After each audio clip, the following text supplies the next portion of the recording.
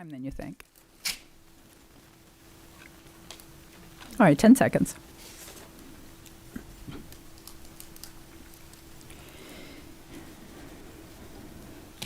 All right, good morning and welcome everyone to the Orange County School Board's work session, which has been scheduled today for the purpose of discussing the following board policies: IHAM, local school wellness; IJABB, foreign exchange students; JFABC, international student admission; and JJ, extracurricular activities. The public will not have an opportunity to participate in this work session to provide public comment because this is not a regularly scheduled school board meeting. No action will be taken, and there will be no pre-agenda period in which the public would normally address the school board on relevant topics that are related to the work of the board.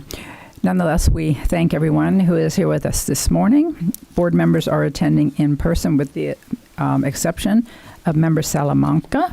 I want to remind the public that board members will not be engaging in outside electronics or digital communication during the meeting so that we can focus on the meeting itself.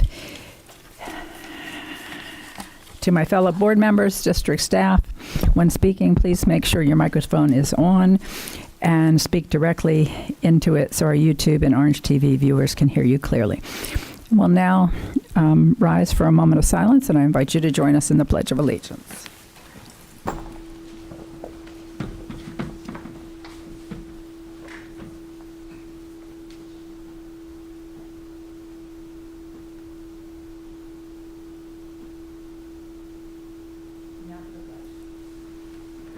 Pledge allegiance to the flag of the United States of America and to the republic for which it stands, one nation, under God, indivisible, with liberty and justice for all.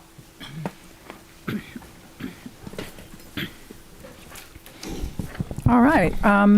We will begin with board policy IHAM, local school wellness, and Dr. Vasquez, you're recognized. Thank you, Madam Chair. I do want to make an announcement. We had advertised policy EEAG, student transportation, private vehicles. We've pulled that back, and we'll bring it to the board at a later time. We have a few policies, beginning with the local school wellness policy. I'm going to turn it over to Vivian, General Counsel, who will walk us through it. Good morning, board members. We are here. Vivian, Yes. I hate to do this to you, but unless the mic, it may not be turned on, but unless it's really, really close to you, we're not going to pick it up on the sound system. We can hear you up here. Okay. Is that better? Yeah, I know this is crazy, but you pretty much almost have to be touching the mic to really pick it up. I'm sorry. I know it, and I know it's hard to. I feel like I'm a disc jockey at a radio There you station. go. There you go, disc jockey. Now we got it. Just keep that thought in mind the whole time. That's right. Okay. Well, the soothing sounds of IHAM. Oh my gosh, that was really. So we are here this morning for proposed revisions to the health, education, food, nutrition policy known as IHAM.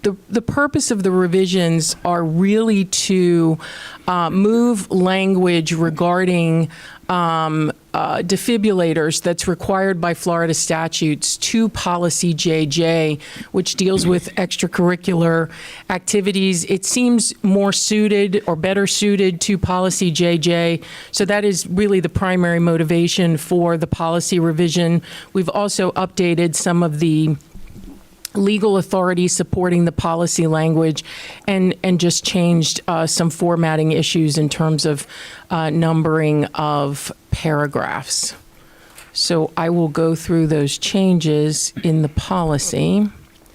And you can see that at the end with the specific authorities, we've added some of the statutory, updated statutory language, both state and federal, after each substantive section. And we noticed some formatting issues in terms of the paragraph numbers.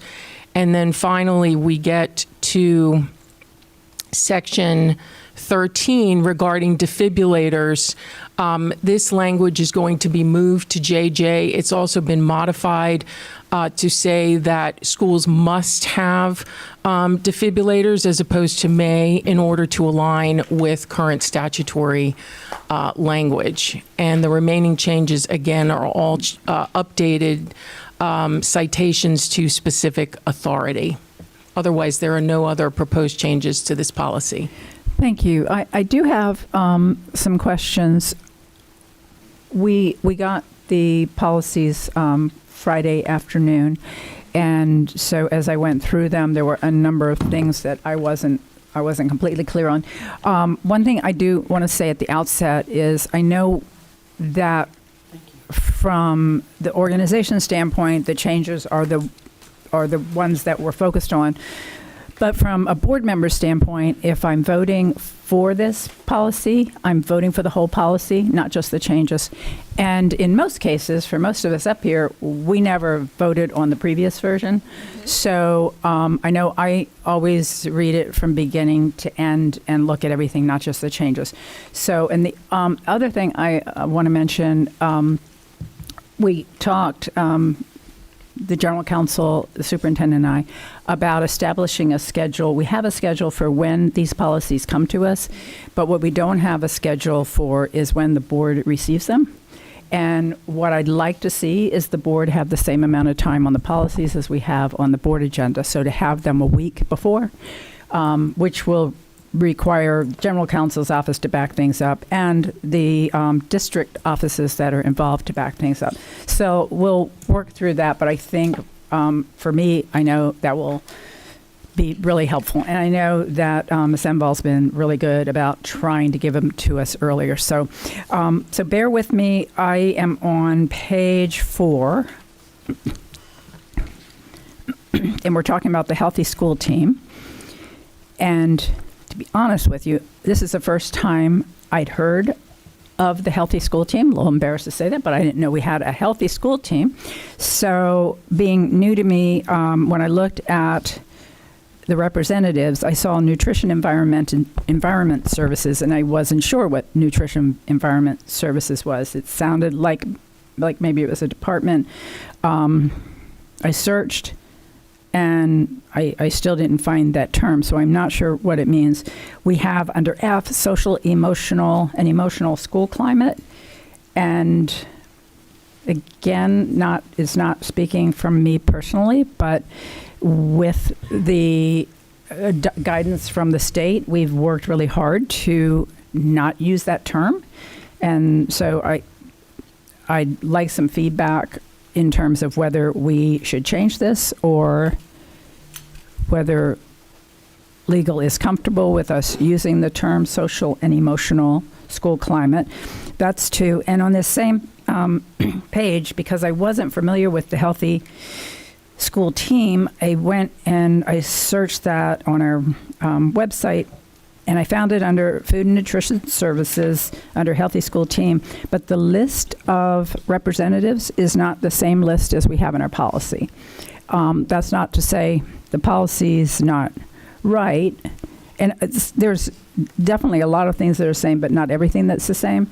So I'd like to ask when this comes back to us that a careful review is done, and whichever one is not correct, that we either correct our website and our practice, or we bring the policy in line with that.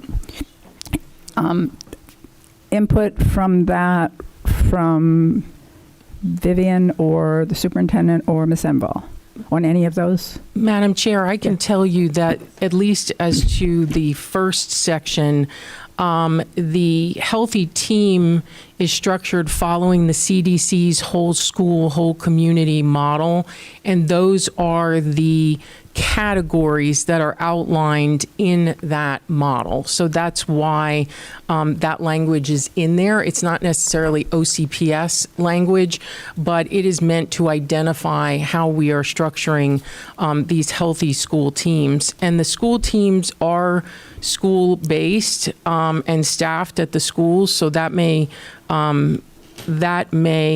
cover the variation in the team members. But Mark Watson is here. He's the Senior Director of Food and Nutrition, and I will make sure that I go over that section with him before the policy comes back to you all. Thank you.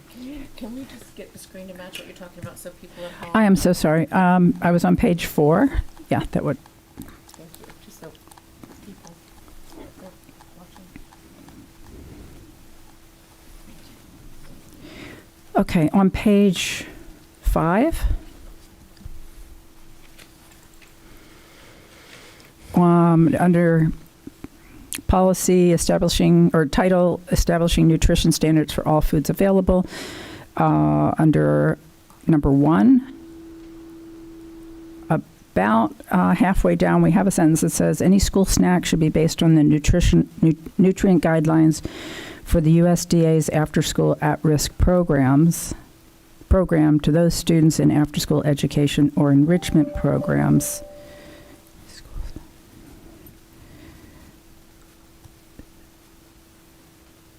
So any school snack, regardless of when it is provided, should be based on these standards, correct? Okay. Correct. Okay. Okay, and on the next page, page 6, number 4. Yes. I'm sorry, can you go back? I'm trying to take notes. What was the issue with that particular one that you had? I just want to make sure I understood Sorry. that it's all, yeah. So, but it's, but Yeah, it was just for my, and this next question is just a question for my own benefit, but staff, supervisory staff, this is under 4, shall receive training in appropriate dining practices and preparedness for food-related emergencies. I'm pretty confident that means choking, right? A food-related emergency.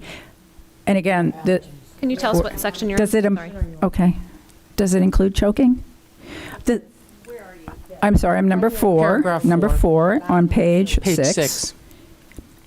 And I should probably explain myself here. As a, I want to say young mom, as a new mom, one of my children choked, and I had taken infant and child CPR and was really thankful that I knew that. And I always was worried when I sent him to school about whether we had people in the lunchroom who were prepared to deal with choking, just for my own personal, and it makes sense to me that we should. And so when I saw this, I just wanted to ask, does that include choking? And if not, let's at some point talk about whether it should include choking. Madam Chair, Yeah. I was just informed by Mr. Watson that it covers choking, allergies, and food recalls. Wonderful. Wonderful. Thank you. Thank you.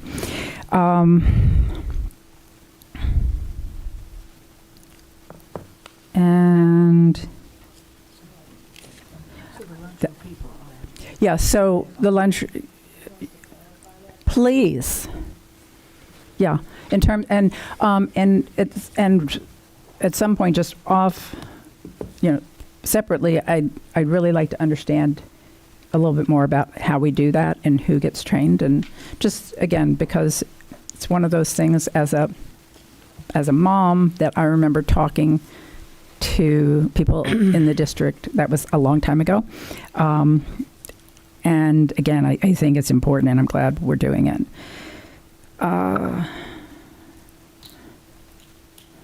Okay, this is just a why for my own benefit, but on page 7,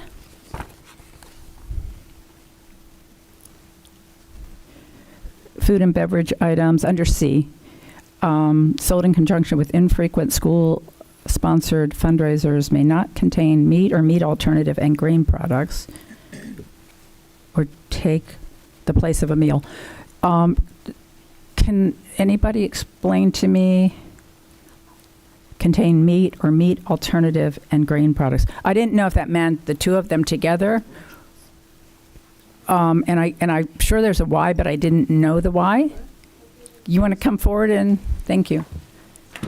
Again, I'm not questioning it. I'm just And one, I wasn't sure if that meant they can't be together like a sandwich, or can we not have either, both?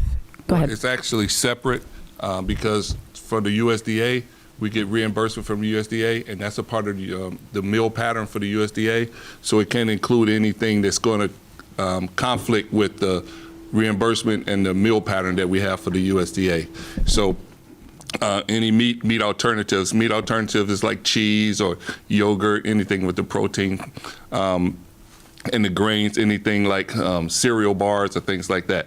They can sell within the days that they have, like chocolates or anything like that, but they can't have anything that conflicts with the meal pattern. Okay, so grains covers a whole lot of things, Yes, like crackers. yes. Okay, yeah. Does that Crackers. not surprise anybody else? And Madam Chair, Okay. sorry, Yeah. Madam Okay. Chair, if I will. Ms. Sambo. When we did this policy a couple years ago, Laura Gilbert, when these changed, remember Laura Gilbert went through everything, and she gave as an example those who, let's say you get a Chick-fil-A sandwich fundraiser, and so you want to do the biscuits with the Chick sandwich. Can you do it in the morning for breakfast or lunch? Or so that was kind of or you want to do like a pizza party. Those were the kind of examples that she gave before. Does that help? Yeah. I just still don't really understand. I understand why. I just don't understand why. I don't understand their why. Right. Just in case somebody knew, because it just, It's Yeah. one Yeah. of the reasons is because, like she explained, we had people bring in Chick-fil-A biscuits for breakfast and sell them during breakfast time or during lunchtime. They sell that, and nothing can conflict with the meal pattern or the reimbursement from the USDA because they don't allow it. Member Gould. Just am trying to get clarification. The USDA does not allow it, or we created this pattern policy so that we could get reimbursed? Well, the USDA doesn't allow anything to conflict with the meal pattern or during meal services or at least 1 hour after meal services because of the reimbursement. They want the kids to have the option, be able to eat the food school service meal pattern. So Okay. it's a USDA regulation. So if these were offered as a mid-morning snack, they could sell them, and we might need to write that into the policy, because you said after an hour. Well, an hour before the first meal service and an hour after the last meal service. So anything in between that is not allowed. And because of the way that we schedule meals, there's no time during the day. Right. And that's one reason that the USDA allows, if you see up there, the actual days that they can do like fundraising, where they sell different things. They actually have certain days that they can do that. Okay. And on those days, they can do that, or they still can't do that? Yeah, on those days they can. They can do They can have a fundraising. Chick-fil-A sandwich on those days. Not an hour before into an hour after. They still can't do it during that time. Okay, so They can do it after school, afterwards. they Yeah. could. Yes. And Okay. everything that is other than those days has to meet the Eat Smart standards, where it's snack standards, where it's guidelines on how much fat, how much calories, how much coloring can be in it. So it's a guideline for that too, and that's on the Right. website. To ensure it's healthy. Yes, ma'am.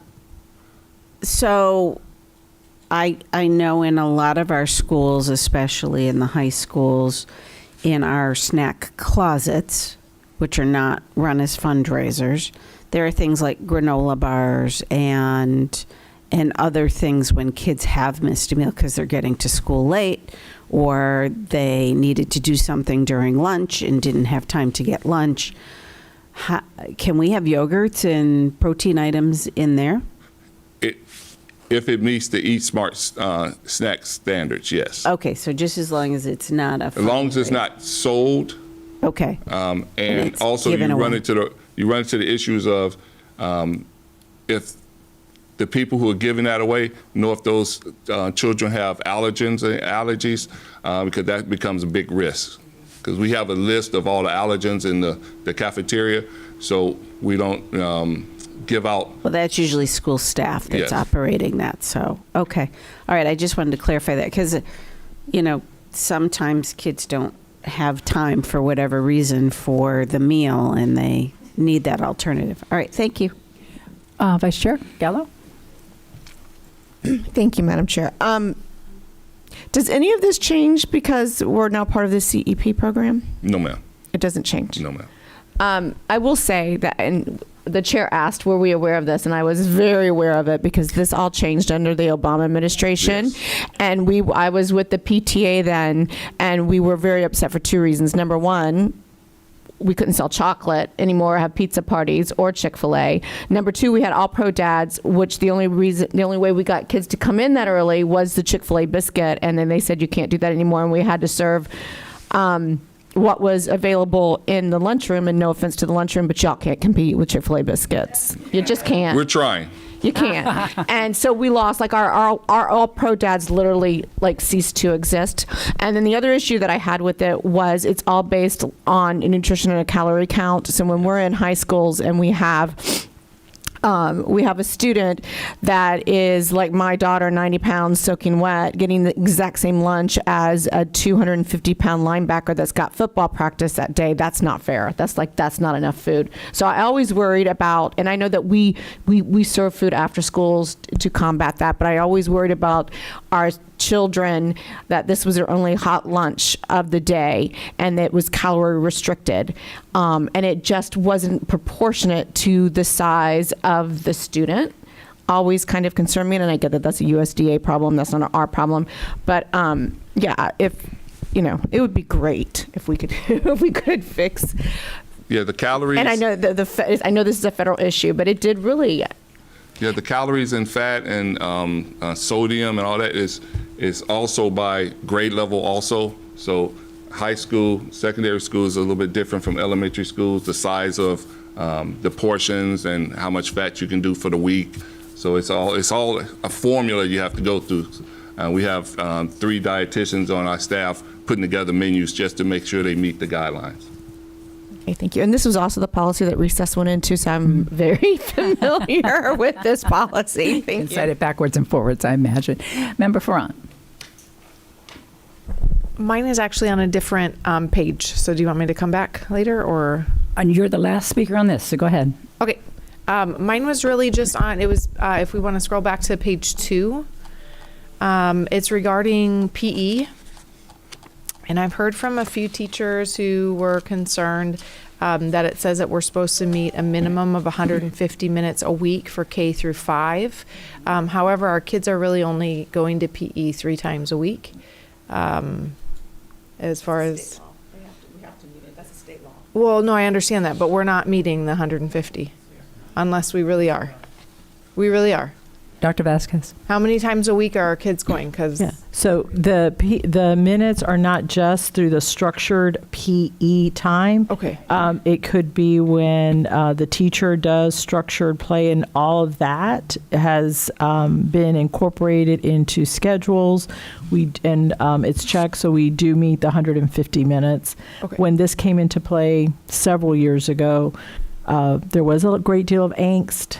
Some schools that were able to have PE 5 days a week, it was a very simple transition. But for those schools that were only able to have it 3 days a week, they had to incorporate the teacher-directed activities to be able to meet the 150 minutes. Got it. Okay. So that was just my question. Then I didn't.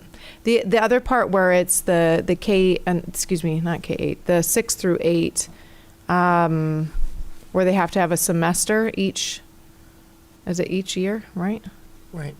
How is that working? Because I know that kids are able to opt out of it, and that's totally fine. They can still opt out, and that's okay. All right. That was just my question. Thank you. All right, thank you. Page 7.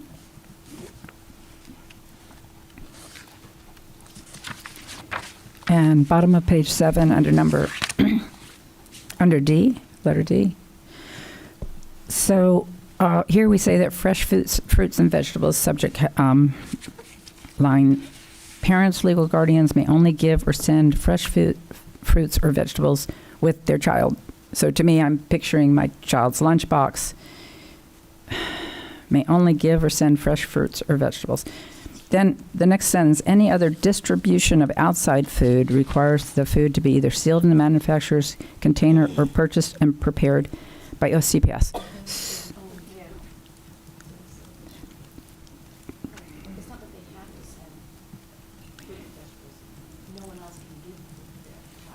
Okay, so the difference being parents, what they can give to their child, and the second part is distributing to the class. Right. Okay, thank you. Yes, ma'am. Thank you. On page 8,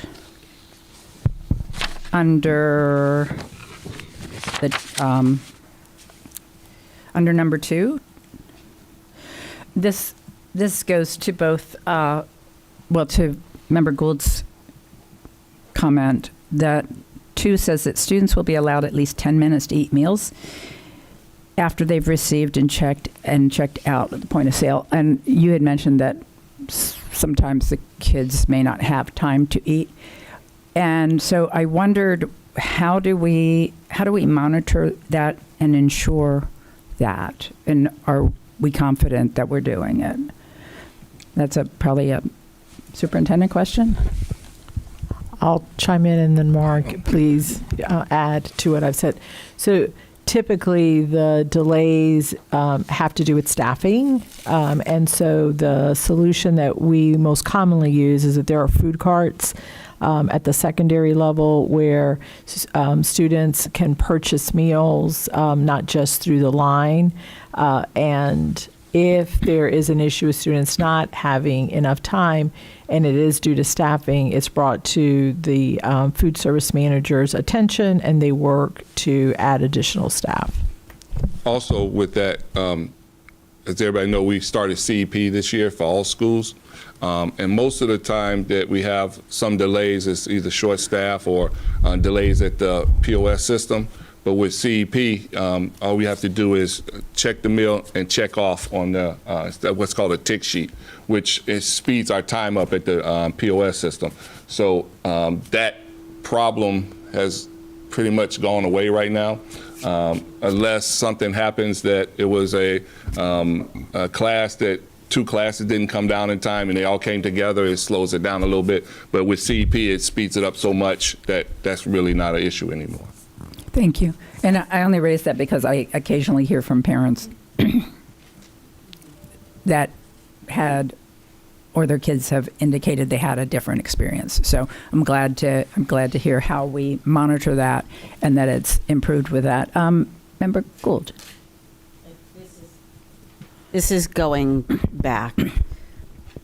Is it a law that we can only bring in manufactured sealed food, or was that a board policy? Because I feel like it was a board policy. I'm going to probably have to defer to Mark, but I remember there being something in the Eat Smart Nutrition Standards or something in the federal law that said it had to be prepackaged and sealed, and that people could not bring in, i.e. you could not make your own cupcakes for the whole class and bring them in, but if you brought them in that were already sealed from your local grocery store, that was okay. I don't know if Mark, So it you is want a to law. expand on that. Yes. It's Yeah. not our policy. Yes. And okay. And also, it's because of, I hate that law. It's because of allergens, and that's one of the biggest things, because of allergens, because we have some students that have very serious allergens, and if they even around certain things that, and when you bring it from home, not all the ingredients are listed, or the parent tells you what the ingredients are, so it becomes an issue. I know the why. I still think it just, unfortunately, it kind of undermines that community school culture. It just does, and I've never liked it. It happened when my boys were in school, and one year my husband's baking, the next year he can't. So it's just, I don't. Well, like one thing we did come up with, because I know this is an issue with birthdays and things like that for the school. We started a couple of years ago what we call birthday bites, where they can, the parent can order basically a celebration for their students in the school. So the cafeteria staff puts it all together, put it on a cart, and takes it to the classroom, or they do it in the lunchroom, and it has balloons and different things for the students. Plus, it has snacks or things that meet the Eat Smart standards that they can eat during that time. And then we also know who has the allergen, so we can work with those students too to get them something at the same time.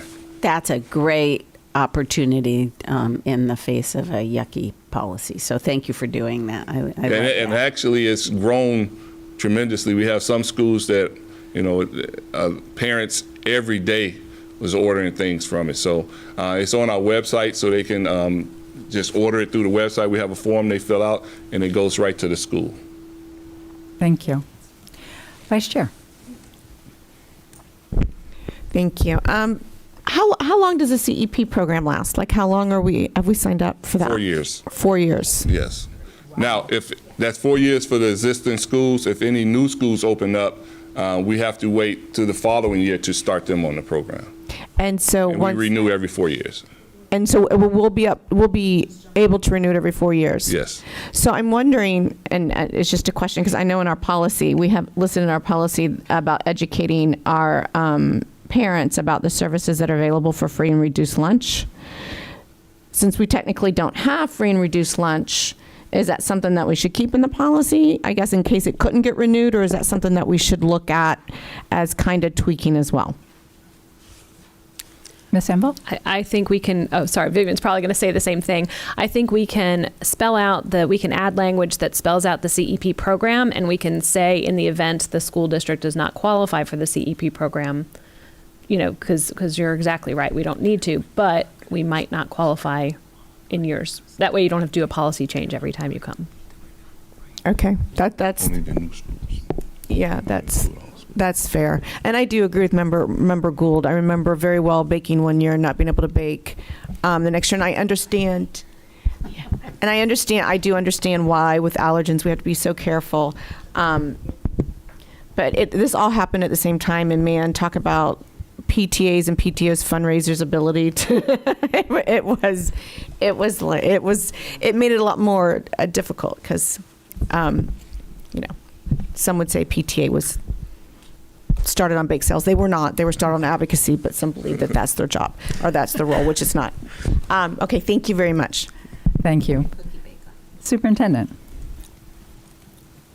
Thank you, Madam Chair. I just wanted, I remember vividly all of these changes. I mean, even those schools that had like a Starbucks or a quasi cafe, which was great when you sometimes visited and you were able to grab one, it all went away. And I do want to commend our food and nutrition team because they did so much to adapt to those changes to help schools be able to provide a little bit more variety. The birthday treats was one great example. So you brought back some painful memories. But I do think our team was very resourceful in helping our schools deal with those changes. Thank you, Superintendent. Member Gould? I just need clarification on the new school thing. So my new schools don't get free and reduced lunch, and those kids are being charged? Well, for the first year, because, and I got Javier Vasquez, which is our CEP guru for the actual state, because everybody's calling him to find out how we do it. But with that, the new schools, they don't take into consideration, they have to get, it's April data, right? Correct. Yeah, April data. So we have to wait till April to get the data to send into the Florida Department of Agriculture to get them to approve the new schools. So that means when the school starts in August, we can't get them involved until April, and then they don't approve it until May or June. So they won't be able to start until the next year. Are we so subsidizing those schools, or are we charging those kids? Well, at this point, we haven't discussed that all the way. I will have to get back with you on that. we're thinking about if we can afford to subsidize those schools so they can all get free and it's paid through food nutrition services, or we're going to have to do the application process for those schools until the next year. Because they're coming from existing schools, Yes. right? So they may have had the program last year and then they're being singled out to be charged this year. Now, I am not as worried about my community on this, although there's some I do worry about, but they would qualify for the free and reduced lunch. So, but it's just not fair. That's just not fair across the board. And, you know, I do open a school or two every year. And that's one thing, you know, we're a part of the Urban School Food Alliance, and that's one thing we've been talking to legislation about doing universal meals for all kids, for everybody, and the whole nation eats at no charge. So that's one thing we're battling with Congress right now. We've been talking to the different congressmen and senators from the state and the nation and trying to get that passed so we won't have this problem. Because we don't think it's fair either, but unfortunately that's the way the USDA I don't has the recall guidelines that for CP. being on our federal legislative platform. That may be something we want to add because that's important. You know, certainly if we can get access to food for all kids, we make sure all kids have access to food then. Yes. And that seems kind of a no-brainer with especially inflation costs and people changing. I just heard a report this morning from the food bank on how much their calls have increased, and every time their calls increased, it's new people needing food assistance because of the costs of rent and some of those things going up. So especially in our community with, you know, 70, on average, 70% rate free and reduced lunch, that's very, very important to give access to food to those kids. So thank you for the work you're doing. And since CEP is based on DCs, so the higher the DCs, the easiest for us to do CEP. It's a formula you have to do for that. But they also thinking about this in legislation And also Mark, to raise. Can we de-acronym for the general public? Direct certification. I'm sorry. CEPs to DCs. CEP is community eligibility EIPs provision. to ESEs. CEP is community eligibility provision, and DC is direct certification. Thank you. So it is also in legislation to raise the what's it called, the factor, the multiplier for the direct certification and CEP to give us a bigger percentage for our DC, so we can keep our all schools at no charge. Member Byrd. Thank you, Chair. I just wanted to ask for, on page, hold on, let me see what page I'm on. Page 6, number 9, when it talks about selling items again, how does this play with our culinary programs, which we now have in, you know, most of our high schools, and some of our schools that have very extensive culinary programs are, you know, as we look to advance kind of the CTA entrepreneurship programs, restaurant management programs, all those things that we're trying to teach in some of our culinary programs, the selling of food as part of that. So I'm just wondering what discussions have we had around how we manage this with culinary programs? Well, I can tell you from a USDA regulation, we can't have any food that goes against the meal program an hour before to an hour after meal services. So if anything before that, as long as it meets the Eat Smart standards, or an hour after, they can do it, but it can't be anything that goes against the feeding of the kids on our program, because then that affects our reimbursement. Okay. So there's really. Thank you, Member Byrd. I'm looking for where I saw it while we were on that subject. There's one place where we refer to food prepared, we use the term county, and I was going to just ask that we change that to district. I'm trying to find it. We talked about county facilities, and you do generally here we refer to the county as being orange and the district as being OCPS. So I thought I saw it. It's right here somewhere. If you guys could just do a word search. And then, thank you. Okay, page 9, number 11 and 12. I'm not sure why 11 and 12 are here. So 11, I thought was here. It says proper procedures are required to be followed for OCPS for use of our facilities, and all user groups may contract the school of interest to request a facilities use agreement. So does this mean, like, if we have a church that's using our facility on Sunday, does that mean that they need to follow the requirements for food service? Okay, can you repeat that? I'm sorry. I'm on number 11, proper procedures. I'm not sure if we're talking about procedures for related to food service are required to be followed for use of OCPS facilities. Go ahead. So I believe this is referencing after-school programs, and so that is meant that if there's an after-school program and they want to use the kitchen, they have to follow the proper procedures in order to be able to do that. Not the cafeteria, the kitchen. And if they use the kitchen, they have to have a OCPS staff member, food service staff member, with them at all times. So the broad question that I had on 11 and 12 when I read it was I didn't understand why we were addressing the issue of use of facilities in this particular policy. Because if it is an outside vendor that is running our after-school program, they would have to complete a facility use agreement to use the kitchen.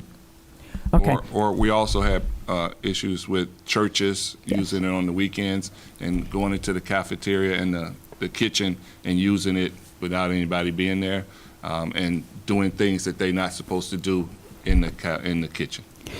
Okay, so the primary concern and the reason this is here when we talk about OCPS facilities has more to do with the cafeteria and the food and the as opposed, the kitchen is the reason this is here For my primarily. side, yes. Okay. Yes, ma'am. Yeah. Because there may be times when they want to cook or they want to use the kitchen facility maybe to warm things up, and it became an issue because they are a vendor, and so that's why this was put in, and it's under this particular. Okay. Yeah. Thank you. And then go ahead. I'm sorry. Go ahead, just please. reminded me of, and because in the kitchen, because of cross-contamination in the health department, the standards that we have is a little different than when people just come in there and use the facilities. So the sanitation part of it. Yeah, that makes sense. I actually didn't, when I was thinking of these outside user groups, it wasn't occurring to me that they would use our kitchen. I tend to think of them using the cafeteria for a church service. So that clears up for me why it's in this policy, because I know we have it in another policy how the facilities use agreement works. The last thing I have is on page 10, and it's under number 6, and it's just a technical change that we don't have area superintendents anymore, so I'm not sure what term you want to use. I know you've come up with something that is more generic, but we'll probably want to bring that back to us with that revision. And let me now call on Member Castor-Dental. Thank you, Madam Chair. I have a question about the Florida Department of Ag and the request for the information for those new schools in April. Have we reached out to that department or that agency to explain the hardship that imposes on our new schools? Yes, well, it's not just Orange County, but the whole state of Florida, and actually the whole nation has been done that. I just got back from a meeting with the Urban School Food Alliance, which is all the big districts for food service. And that's one thing that we've been talking to the legislation about, is getting that taken care of if we can, to try to get everybody at no charge so we won't have to go through this. This is just, to be honest with you, the USDA and the Florida Department of Agriculture has a whole lot of restrictions. I mean, we get probably audited and have more restrictions than anybody. And that's one thing we're trying to combat. That's one thing we're trying to combat, is having this issue where we have some schools not on it, some schools on it. So that's been told to all agencies, Florida Department of Agriculture and also USDA. Member Castellano, you look like was you're waiting not. Oh, for her. okay. The question she had was, are we charging the kids in the new schools now? We don't have any new schools this year, so it wasn't an issue. Next year will be the issue when we have 5 or 6 new schools coming to available. So, yeah, that has been addressed, but it's been, we can't do anything unless they pass the bill to allow all kids at no charge, or change that regulation for CEP. Okay, thank you. So is this a federal hurdle or a state hurdle? Federal. Federal, okay. It's a bigger hurdle. The state goes by, they interpret what the USDA says, and then they have their own restrictions on some of the stuff, the way they interpret the way the USDA puts their regulation. But that regulation's from the USDA. Okay, thank you. You are. Thank you, Member Castellano. Member Front. Thank you, Madam Chair. Mine is on page 8. It was on number 3.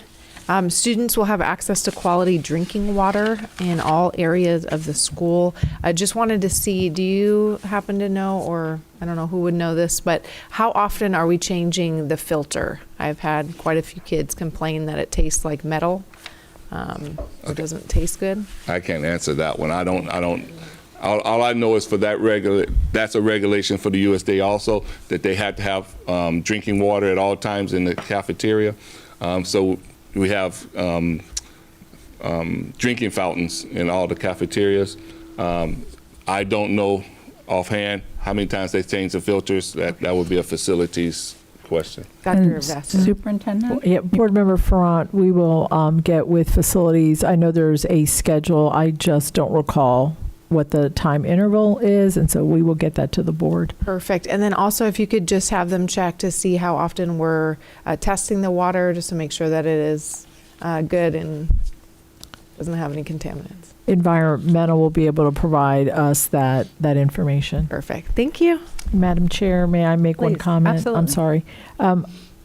Mr. Pacheco, our CEO, and I have been in conversation about the new schools next year, and we will be able to at least subsidize, if not absorb, the cost of the 5 new schools. It's a matter of the revenues, but we have already been in discussion, and there will be some sort of subsidy that we provide.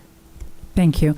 I'm so glad that you all picked up on that. And in those conversations about how best to advocate, I think there's probably a presumption when somebody not familiar with how things work at a district level might think new school as in a whole bunch of new kids, so you don't have to treat them the same, without recognizing that like almost all of those kids are from another school and it's relieving overcrowding, so you really are taking something away. Now, none of them sit in our seats where redistricting is hard enough, let alone redistricting and then saying, oh, and by the way, you're not going to be treated the same. So I'm glad that the district's taking that real seriously. But anyway, Mark, I just thought when you're talking, don't presume that they know that it's the same kids. And then I want to come to Food and Nutrition Services defense on something that was said by one of my fellow board members about Chick-fil-A. So I won't name names, but you know who you are. So I am a fan of Chick-fil-A. And my kids have actually given some thought, this was a few years ago, of buying Chick-fil-A sandwiches and opening a food truck and selling them on Sunday. Yeah, it was a good idea. Probably shouldn't have let that one out. But I also have a lot of confidence in the quality of food that is served. If they cannot match Chick-fil-A, it will not be for want of effort or talent. It will be because of the sodium content. Sodium, and also it's also other factors in that. You know, we have to have a certain amount of whole grain, whole wheat in all the biscuits and things, so that makes it a little bit different. But we are actually the Urban School Food Alliance. We're testing a new chicken product that's it's a rival of Chick-fil-A's chicken product. So that's in the works right now. We're still in the pilot and testing phase of that. So we are battling. That's something across the whole United States. Just trying to get to that level, but with some of the restrictions we have, it's a little bit difficult to get to with the sodiums and the how much whole grain, whole wheats we have to have in certain things, and not having certain colors and things like that. So it's a little bit difficult, but we have a good menu team. We have a good testing team. So, and we also, for everybody to know, in February, we're going to be having a food show for our students, because unless it's 80% or better, it doesn't get on the menu. So it gives the students a chance to pick what they want on the menu for the next year. Nice. Let us know when that is. Well, since I still have the floor, and I rarely speak for the whole board, but I think I'm safe in saying that if you need some additional testers of that chicken product, I think you have volunteers right here. We'll make sure you get some. But we definitely want to know the date of that event in February. Yes, so ma'am. Thank you so much. Vice Chair? Thank you, Madam Chair. I just want to state for the record that I, too, have tried to replicate Chick-fil-A sandwiches personally on many occasions and have not been able to come close. So it's no reflection on the quality work that you do within your department. That Chick-fil-A, it's hard to beat. But thank you for all the work that you do, and for the CEP program and everything that you do daily in our schools. It's noticed by everybody, so thank you. Thank you. Yeah, ditto that. Member Casterdental, to close us out. Thank you, Madam Chair. I take an issue with you all fawning all over the Chick-fil-A chicken. It's not because I'm vegetarian, which I am, but I prefer the waffle fries. So you really can't find those other places. Even the waffle potato chips. Yes, so I don't know if you're looking into trying to replicate the waffle fries. Now, one thing with the waffle fries, none of our schools, we don't have any fryers in any of our schools. So all of our stuff is baked or air fried. So, even better. So we actually are looking into different waffle fries to put into the schools that can be baked or air fried. Waffle baked. So. I like that. Thank you. All right. Well, I'm really glad you all brought this policy forward, because we learned a lot and enjoyed having you here. Thank you. And thanks for the great work you do. Thank you. All right, Superintendent. Thank you, Madam Chair. And now, sorry, I had this up. We're going to move to our next policy, and I believe, is it Sarah Korn? No. Ms. Neal is going to present. I am going to work the computer and be here for any questions. And which policy are we taking up, Nathan? I don't have the agenda from Do you me. want to do Do you want to do JJ because it relates to AEDs? We Sorry. can do that first if you would like. Do you want to do JJ first? JJ it is. I think that's the order we have it in the PowerPoint too. Sorry. It's fine.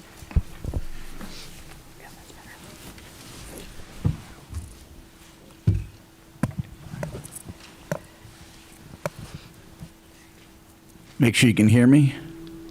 Yep. Yes. Good morning, Dr. Vasquez, as well as Chair Jacobs and all the board members. Thank you for having athletics here to cover extracurricular activities, policy JJ. As they were added, I cannot speak to the AED as that's being added to the policy. A lot of the changes that we made or even addressed in policy JJ was to add the Florida High School Athletic Association underneath the program designation, because that was not in the policy originally.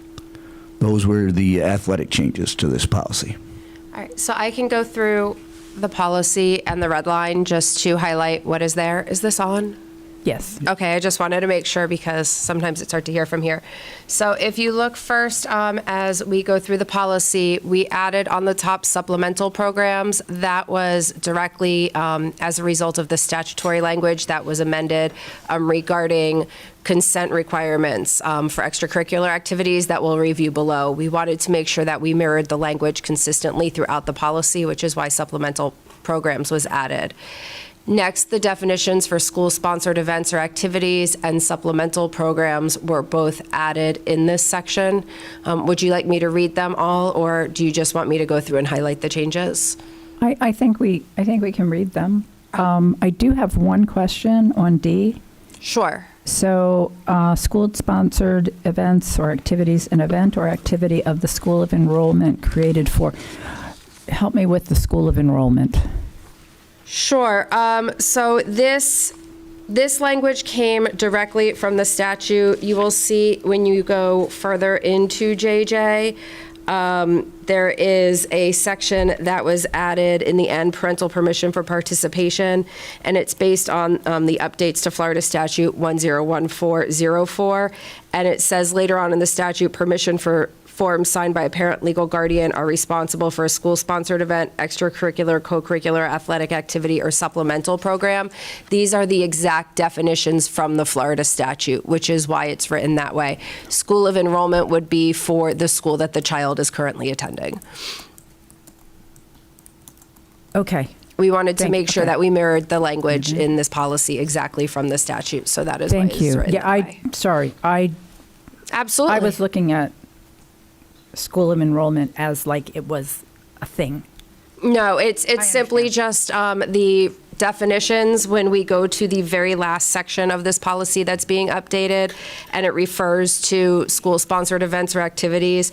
That is the actual definition from the statute, and we wanted to just make sure that the definitions were mirrored exactly through the statute. Okay. Thank you. So after that, if we go down, we did have in general requirements a section that said students shall obtain written permission for parent, legal guardian to participate in activities that required travel in FHSAA sanctioned competition. That is taken out because, again, there is a section added in the end of this policy that discusses that parental consent is now required for all of those activities, and we did not want to be redundant in the policy.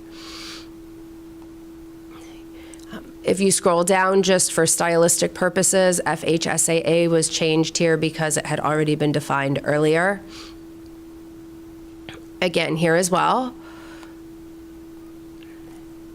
And then if we get to this section here, we changed it to have athletic activities, just again, so that the language would be consistent throughout the policy. We also changed area superintendents to district leaders so that it would now comply with the new reorganization of our administrators. And next, again, we just added athletic here. We changed assure to ensure to make sure that was grammatically correct. That was a scrivener's error, and then added complies so that it read correctly. But this was largely unchanged. This was just stylistic and grammatical. Next, we have well-being of students participating in co-curricular extracurricular activities and athletic programs. This is the information about the AEDs, and again, this information is placed in the statute, placed in this policy directly as it is written in the statute to make sure that there was no question about if the board was taking any of their, making any of their own discussions here. We wanted to make sure that it was exact. So it states here, each public school that is a member of the Florida High School Athletic Association must have an operational automated external defibrillator. I'm sorry, that is my word. That's difficult. I know we talked about that at the last meeting. Everyone has one on the school grounds. This is mine. So a school employee or volunteer with current training in, and I'm just going to say CPR and use of an AED must be present at each athletic event during and outside of the school year, including athletic contests, practices, workouts, and conditioning sessions. The training must include completion of a course in CPR or basic first aid that includes CPR and proficiency in the AED. The location of the AED must be registered with the local emergency medical services director, and each employee or volunteer required to complete the training must annually be notified in writing of the location. That makes sure that when we have these AEDs on campus, people aren't just trained to use them, but they know exactly where they are so that they can be used quickly. We want to make sure that people aren't looking for them when there is an emergency. The next update is the parental permission for participation in school-sponsored events, activities, and supplemental programs. And this is also the update here, and this is taken directly from the statute. So it states that permission forms signed by a parent legal guardian are required for participation in any school-sponsored event, extracurricular, co-curricular, athletic activity, or supplemental program. It must include the nature of the event or activity, the dates and times of the activity, the locations and types of sponsors, guests of the event activity, and the method of student supervision. This is something that legal will be working with administration so that we can make sure that we have proper forms for everything and that everything will be covered. All right. And those are the changes to that policy. Are there any questions? Let's begin with Member Byrd. I don't even know where to begin with this one. So let me get this straight. On a Friday night football game, every single student that shows up from both high schools is supposed to show up with a signed permission slip to walk in the gates? So there are ways to address that, and that is something that legal will be providing advice to administration on. We are in touch with some school districts, for instance, where it has, when you buy the ticket online, there's that little checkbox that says, you know, my child is allowed, or something along those lines with tickets, so that you can have a blanket. So it'll be like automatic. Yes, ma'am. So we do not have to check your permission slip before you Well, walk I into the will tell you, gate. though, the issue with that is that my daughter buys her own tickets to her football game. So that would be a problem for many high school kids, I think. Well, I mean, she buys her own ticket. I'm just saying, they're high school kids. It's ridiculous. This whole thing is ridiculous. But, and I hope that we can figure out some way to make this easier, because once again, our poor schools, like, they do not have enough to do. This was just one more thing. I'm so frustrated by this. It's just another example of overreach. But I'm assuming, like, I mean, oh my God, I can't even, all the activities that we have. It's just crazy to think and expect our schools to try to keep up with all these permission slips. From a legal standpoint, we have been working with our colleagues to provide advice to our administrators on the best ways to start working on this, to make sure that we provide all of the information to parents, but that it also complies with statute. I defer to how that's actually going to happen to administration, but we are working on figuring out the best ways to have, for instance, a giant list that has all of the information or things of that nature, so that we don't have to be having that burden, that it would be more of an administrative function. However, we will be working with administration to figure out the best ways to make this work so that we can comply with statute, but also make sure that it's not overburdensome for schools and family. Okay, thank you. Member Gould. Before I go on to my other subject, I just want to follow up on what Member Byrd was talking about. So just to put this in perspective on the interfering with that community feel of a school by making this so burdensome, and I appreciate everything that legal and admin is going to do to try to streamline it. But if you're talking about a robotics competition, a performing arts competition, a chess club, things that parents have been encouraging their kids to get into, if that slip isn't covered in some broad brush way, we could end up denying child access to programs that make school fun for them and relevant.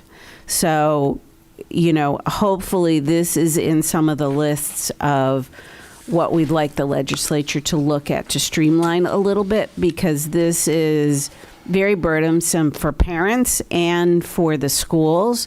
And maybe it'd be easier to look at the things we're more concerned about than having it cover absolutely everything, especially if it's a school-related event that is in the standards of our curriculum. PE and physical ed is in the standards of our curriculum. Arts is in the standards of our curriculum. STEM is in the standards of our curriculum. So maybe there's a workaround that we can work with the legislature on that. My other thing is, I realize the AED policy meets kind of the minimum standards because it follows the law, but we actually go well beyond that and are committed to that. And I don't know if the board would want to memorialize that in policy, but we partner with the American Heart Association every year to ensure our students are trained in CPR. And I think that's a great thing and a great standard to maintain. So I don't know if this would be an appropriate place to mention offering, students CPR, not a quota, but just that is something that we want to see continue, because how many times have we honored kids who have been in a place where they've saved somebody's life, and it's not always at school. So that's just something I'd like to consider. And Board Member Gould, that would be something as a board that you would all want to consider if you want to keep as a practice, or if you want to establish that in policy. If you were to put in policy that this has to happen, and then that partnership dissolved, there might be an issue as far as satisfying those requirements. So it may be something that's just something for the board to consider in terms of if you want to add it into the policy, or if it's just something that needs to keep going. Similarly to right now, how we have the ECGs for all of our students when we test them before athletics and things like that. That's something that the district's done, but we had a discussion about if you put that into policy, then it's required to be done even if you no longer have those partnerships. Okay, coming from a healthcare background, I have no problem with that and having to come back to the board to revise it and know where we are with that, because we're not in operations every day.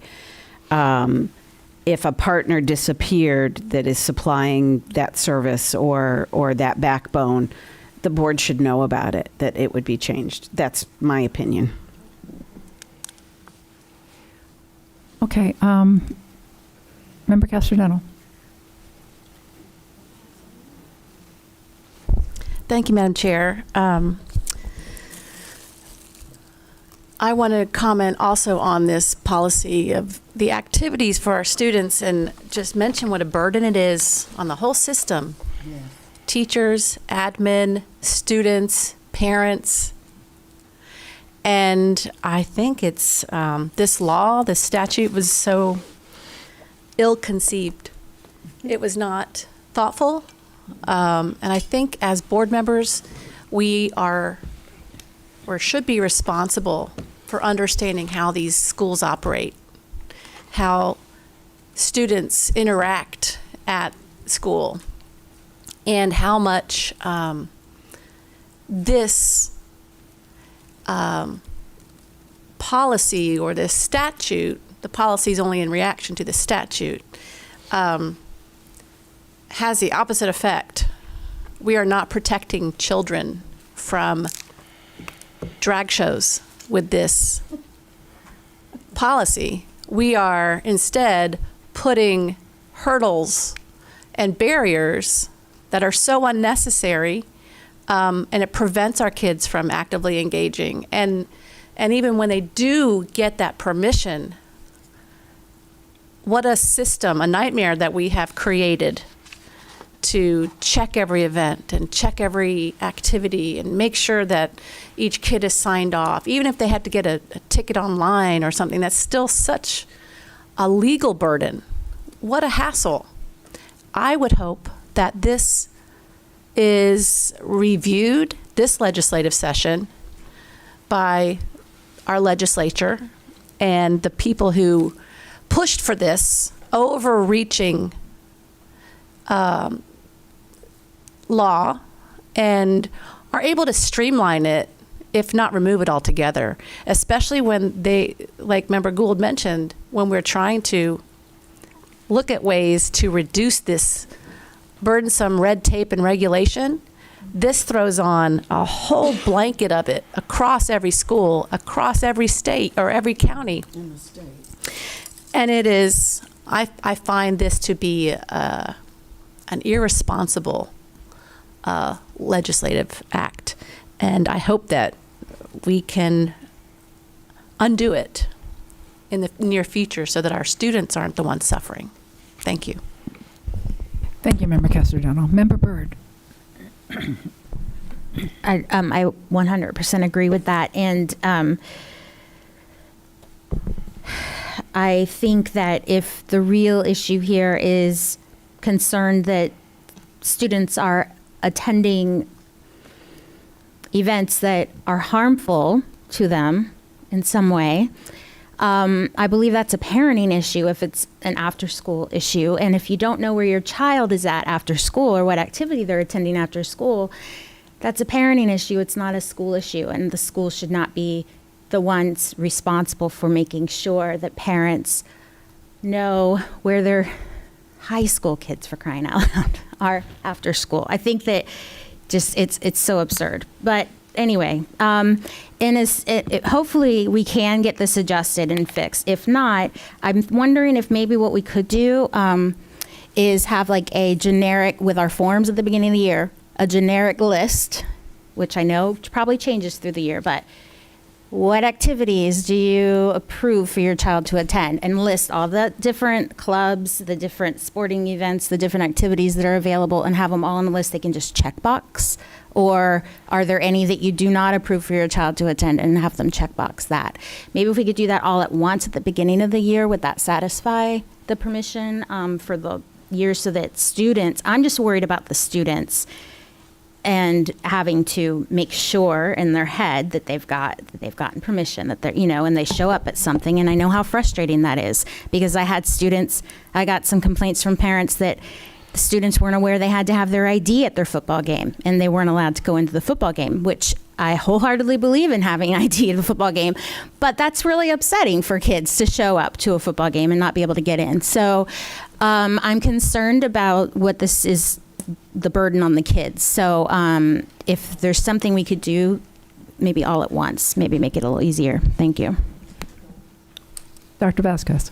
So just to clarify, we have already sent out to schools the form for clubs, is my understanding, for parents to give permission for their child to participate in clubs. Our team is looking at a generic form, much like what we distribute at the beginning of the year for pictures and videos, that would lessen the burden for both our families as well as school staff. It's not just maintaining that information is enormous. And we are collaborating with other districts to ensure that we are in compliance. And as you probably recognize, this is more of an issue in our secondary schools than it is at the elementary level as far as the volume is concerned. So we are definitely looking to streamline it as the year progresses. But the form that's gone out currently is simply for clubs. Thank you. Member Byrd, anything else? Okay. Vice Chair. Thank you, Madam Chair. I agree with what my fellow board members have stated about the burdensome of this policy. When did it go into effect this school year? Yes, ma'am. So what does that look like? Because I've been to football games. how are we making sure that like the permission slips for the students have been done? Because I haven't seen any difference when I attend any events so far this year. We are in the process of implementing it. That includes revision to our policy as well as ensuring that this takes effect for all activities. So we started with the clubs. We're looking at the policy, and it could be as simple as the ID that serves as that a way of indicating that that child has permission to do so if the parent has signed off. I wish I could give you an easy answer. It's not. It's incredibly complicated, and I feel for our schools because this is just one more thing that has to be done. We're looking at how we might be able to do it electronically, which could be the easiest way. But at the end of the day, the law requires us to ensure that parents have given permission for students to attend events, extracurricular clubs, and so we are working to ensure we are in compliance. Thank you, Dr. Vasquez. So, it's unfortunate. It's unfortunate that in a time where we have students that don't feel connected to our schools, especially in our secondary level, that we're implementing hurdles that will hinder them to get to the very thing that connects them to our schools. And that is the sports and the clubs and the arts. That's what generally connects kids to our schools. And as Member Gould pointed out, it builds upon that community feel that we get when we attend, and that pride that we get when we attend our schools. So it's unfortunate that we're at a place that we are adding regulation, as Member Castor-Dental pointed out, in an era where they promised that they would deregulate this. I'm hoping this is something that Jason and our group will work on this legislative cycle to have these conversations with our legislators to see and maybe give some examples on how this could be harming. Because I don't think the intent is for parents to know where their children are at, and I agree with Member Byrd. That's, as a parent, that's your job to know where your children are at after school. And with the exception of juniors and seniors, the vast majority of our kids are being driven by their parents, or they're being driven by their friends, all which should require that the parents know where they are. So I'm hopeful that the legislature will see that what they intended to do was well, I shouldn't. Never mind. Maybe this is what they intended to do. I'm hoping that they realized that there was consequences to this bill that were unintended, and that we can maybe dial this back, because our staff's overburdened and our kids. I feel bad for our children that we can't even get correct addresses and phone numbers from, and those that their parents never fill it out. And I'm not blaming parents.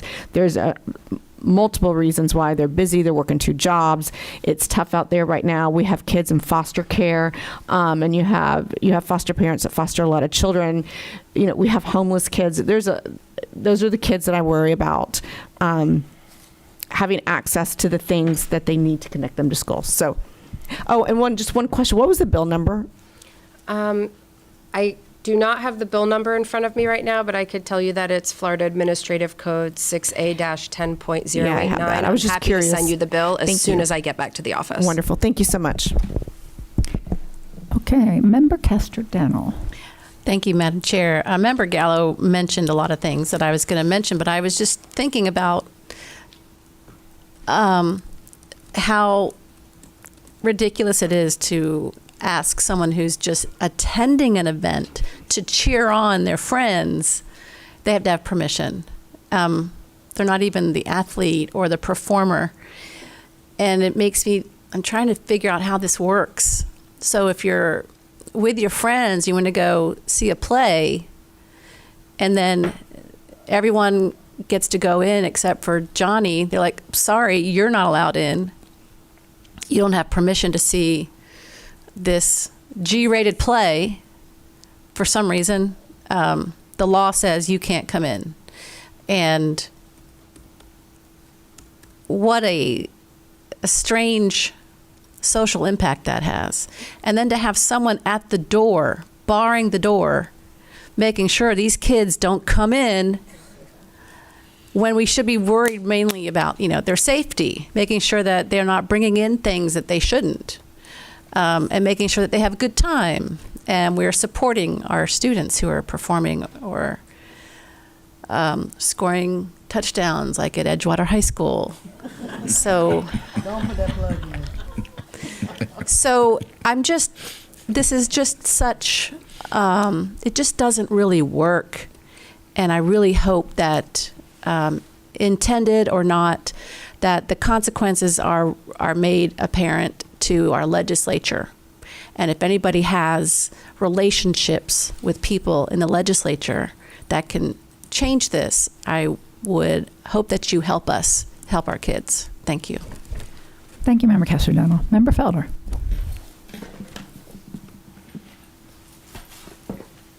Thank you, Chair Jacobs and board members. I was sitting here and I wasn't really going to say a lot because I know we have a lot going on and everybody has things we need to do afterwards. But what this conversation reminds me of, and listening to the restrictions, reminds me of the days of segregation. When I was told that I could not sit on the bottom floor of the municipal auditorium that's now called Bob Carr, but as a little girl in 4th grade, we had to go upstairs in the balcony. And I remember I got up that morning and my mom put me on my little Sunday best dress and little baby Jane shoes with white lace socks. And I remember telling myself, today I'm going downstairs. I will not walk up to the balcony. I was in 4th grade. And as we entered the Bob Carr Auditorium, it was Orlando Municipal Auditorium, it's now Bob Carr, and we were all in line, and all the black children were lined up, and I remember making a mad dash from my line, and I went to the bottom. And I remember there were so many white children downstairs, and they were all looking at me, and it looked like I was in the middle of Times Square in New York looking at skyscrapers. And I remember looking up and just wondering, I said, and my teacher found me. She says, Vicki, I said, I don't want to go upstairs. Why can't we stay down here? I don't want to go upstairs. And this is what she told me. We were seeing Swan Lake, the ballet. She said, Vicki, going upstairs, you'll be on a throne. You'll be like a queen. And you can sit and look down. She says, don't you want to be a queen? I said, but I don't want to go upstairs. Say, but when you're high, you're elevated, you can sit down. It'll be a wonderful experience. But at 6 years old, I remembered that I was listening to the conversation across this dais. And the fact that we're having all these restrictions on children. Education is the great equalizer. It's the great equalizer. So when I'm listening to this conversation, the legislators that I know, in my party, out of my party, people that I know, I am going to tell them, you've got to do something about that policy. Because we're supposed to be in the spirit of advancing. We got AI, artificial intelligence going on. We got somebody can make somebody look like me, God forbid, but just like me, talking like me. So I'm hoping as astute educators as we are sitting on this dais, that we will do what we can to assist our parents and our children and not make it hard, because it is a parent's right to allow their children to be involved in whatever activities they choose. But it's not our right to restrict a child from doing something because we may not agree with their belief. And I'm hoping, Superintendent Vasquez and board members, that we can come together with some type of rebuttal, if you will, reaction to what we have been given as a statute, to have our legislators really, really look at what we are requesting of parents. And because of how I was raised and what I have experienced, this is what this reminds me of. And no one can take my experience away from me. You can't tell me that's what I'm not feeling, because I lived it. So I wanted to share that with you, to let you know this is what I'm thinking about. And I know that there are going to be some people who may not look like me, who may look like me, are going to understand it the same way. Some may not, but there are going to be many of them that are going to see it the same way I see it. I wanted to share that with you. Thank you. Thank you, Member Felder. Member Farrant. Thank you, Madam Chair. Hopefully we can just wrap this up. I think I agree, no matter which, how you're looking at this, it does seem very broad. So whatever their intentions were, it does seem very broad. And I would hope that they just overlooked the fact that it would be football games and going to different plays and whatnot, what has been discussed up here. But the same way as what we do sometimes as a board, where we come together, we make a policy, and then we go visit our schools and we're talking to the teachers and they go, do you know that your policy stinks and that it now made our life so difficult? At this table, we don't always see that. And so I think we need to look at our legislators in the same way and say, I'm hoping that they probably just came together, did not see it maybe the same way, that it is affecting us in a different way. And I think together we can go and we can discuss with our legislators and say, hey, I just want to let you know, this isn't really the boots on the ground. It's not working. And so if there's a way we can discuss this differently. I also agree with Member Byrd. If you're a parent out there and you have no idea where your child is, you need to get something on their phone or something, figure out where your kid is, know where they're at, what they're doing, have dinner together, be asking questions, know where they're at, what they're involved in. That's how we make sure that we're staying a good community, our kids are safe. But I think we can all work together. We all have that kind of, we want our kids to be able to participate and be involved, and parents also to be in the know. But I think I agree, this is something that came down from policy from Tallahassee and really isn't exactly, hopefully, what they intended. And I think we can work together and see some good change for our students and our staff. All right. I think that concludes our comments on this policy, so we can move on to the next. Thank you. Thank you, Madam Chair. I did want to follow up on a question that Board Member Farrant had regarding the filters. They are scheduled to be replaced twice a year. They also have an indicator light that if that goes on, it triggers that it needs to be replaced sooner. Okay? All right. Can I?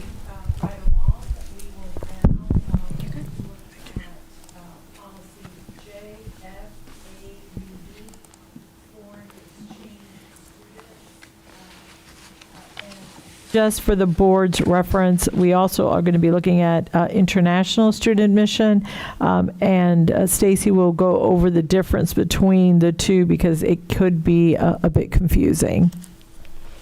Good morning, Superintendent Vasquez, Chair, and board members.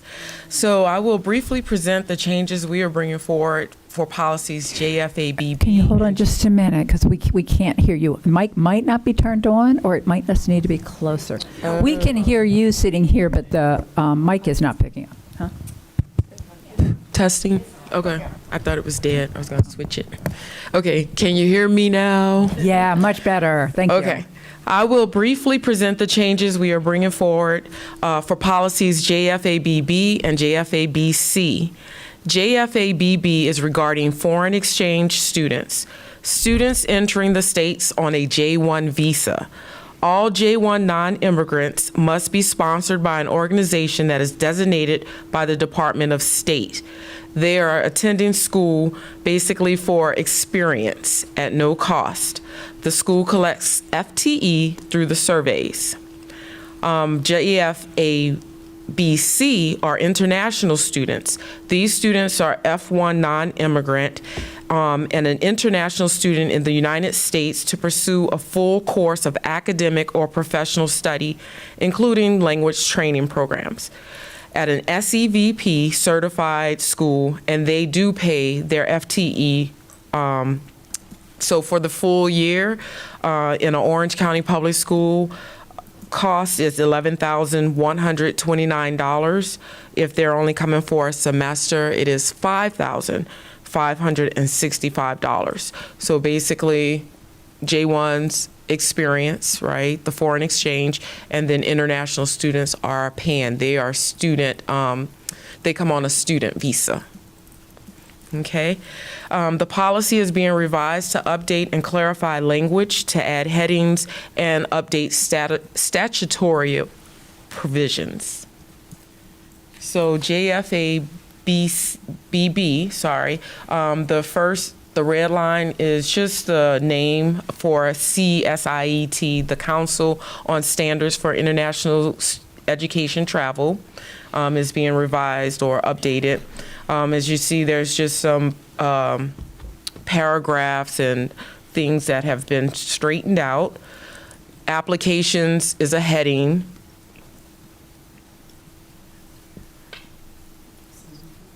Is that mouse? Okay. You want me to do it? Yeah. Okay. Micro cassette, of course, has been taken out because we don't have micro cassette. I mean, someone may, but I got it. You got it? I got it. This is an old policy. You had your hand on it, so I did not want to, I didn't want to. Okay, pupil assignment, we are student enrollment office. So that was updated. Athletic, for purposes, the Florida High School School Association has been updated and added, just acronym, transcripts, registration and enrollment. And then we added in section 12, following the provisions outlined in board policy JCA, we did have a situation where staff, so we wanted to make sure we covered that. And then the statutes. All right, thank you. Member Gould. So this one and the next one are kind of combined for me. I've had foreign exchange students denied in my district because of the amount of students that we have. I don't think we have a horde of international students coming, and I think that is a detractor for the school as well as the individual students. I think exposure to students who are coming over from another culture is a fantastic thing to have in schools. I think that those exchange programs should be encouraged, and I do think there should be an exception even in overcrowded schools, even if one school says we can't handle more than 3 or 5, and that can be a practice policy. But the flat-out denial of exchange students has been an issue I've dealt with since I've gotten on the board, and I think we need to really relook at that and how we bring that opportunity to every school, because I think that we're denying the kids in that school access to other cultures and really a solid ability for programs, because maybe they're not exchanging because they're not getting an exchange. And so that is another way to look at this. So that's my comment kind of in both these next two policies. All right, thank you, Member Gould. So foreign exchange students, the principal is at the principal's discretion based on class size and capacity. International students, we do not deny access as long as they meet the criteria with application, host family, and they can pay the full-time equivalency.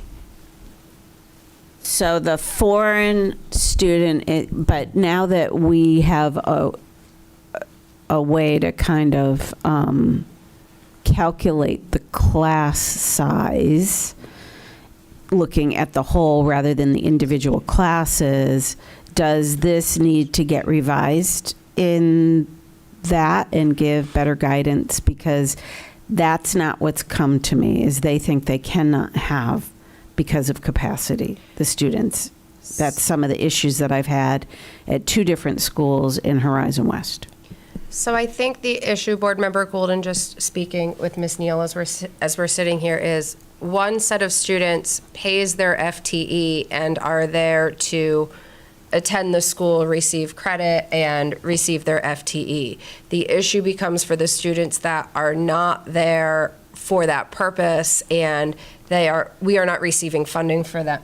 We don't receive funding for them either, correct? No, because they're in a seat. Right. Because they're in a seat, they receive FTE. But their classes are based on certain experiences. So, for example, when you come in as a foreign exchange student, you're only coming in as maybe an 11th grader because you cannot come in as a 12th grader. So that means you're having to take certain coursework. You have to have English, you have to have the world history, American government, economics. And those classes traditionally, right, are set for our seniors, and class size then becomes an issue on what coursework you can offer a foreign exchange student. Thereby, it presents an issue. It can. So how many foreign exchange students do we get annually in the entire district? Foreign exchange students can vary. On average, we may get 20. Yeah, that's my point. So we're talking about, if you were to divide, and they may be heavier, like you have 2 to 3 in one area, but if you were to divide that out, that's almost 1 for every high school. Not quite. So I just think that we're preventing an experience, and may even be preventing that exchange opportunity. I know when I was very involved with the CSI program at Dr. Phillips, and they were working with Japan, if there wasn't that mutual exchange, now that's part of that curriculum, so it's a little different, but Japan wouldn't have played, right? They wouldn't send students here if they couldn't host students from here, because that's their culture. So I just think that for the amount of students we're talking about, it shouldn't be so hard to host them, especially if we're reimbursed. And the rule is, if you move in with a family and you're in the neighborhood, you get to stay because you're going to pay for the tuition. If we're getting reimbursed both ways, it should be fair both ways. So, Board Member Gould, I do just want to point out that in this policy, it does state that a principal may grant approval for entrance of students to a maximum of 10 per year, and no more than 2 from the same country shall be approved for admission to any high school. So one of the issues that has, 3 of the issues that I have seen in working with Ms. Neal over the past year have been either A, there have been more than 10 students applying for that one school, or that there are more than 2 from the country. The bigger issue, though, that I did see twice last year was students that had come in and they were already 12th grade students in their home country. And other Florida statutes state that we are required to read transcripts as they are brought to us. That has often become an issue when we have students coming from Brazil and their school year ends in December, where ours ends in August, and we have to work on that. So if we have a student that's coming in and their transcript already says that they have completed the 11th grade, then even though they are here on that program, because they are not a 9th, 10th, or 11th grade student, that has also been the issue.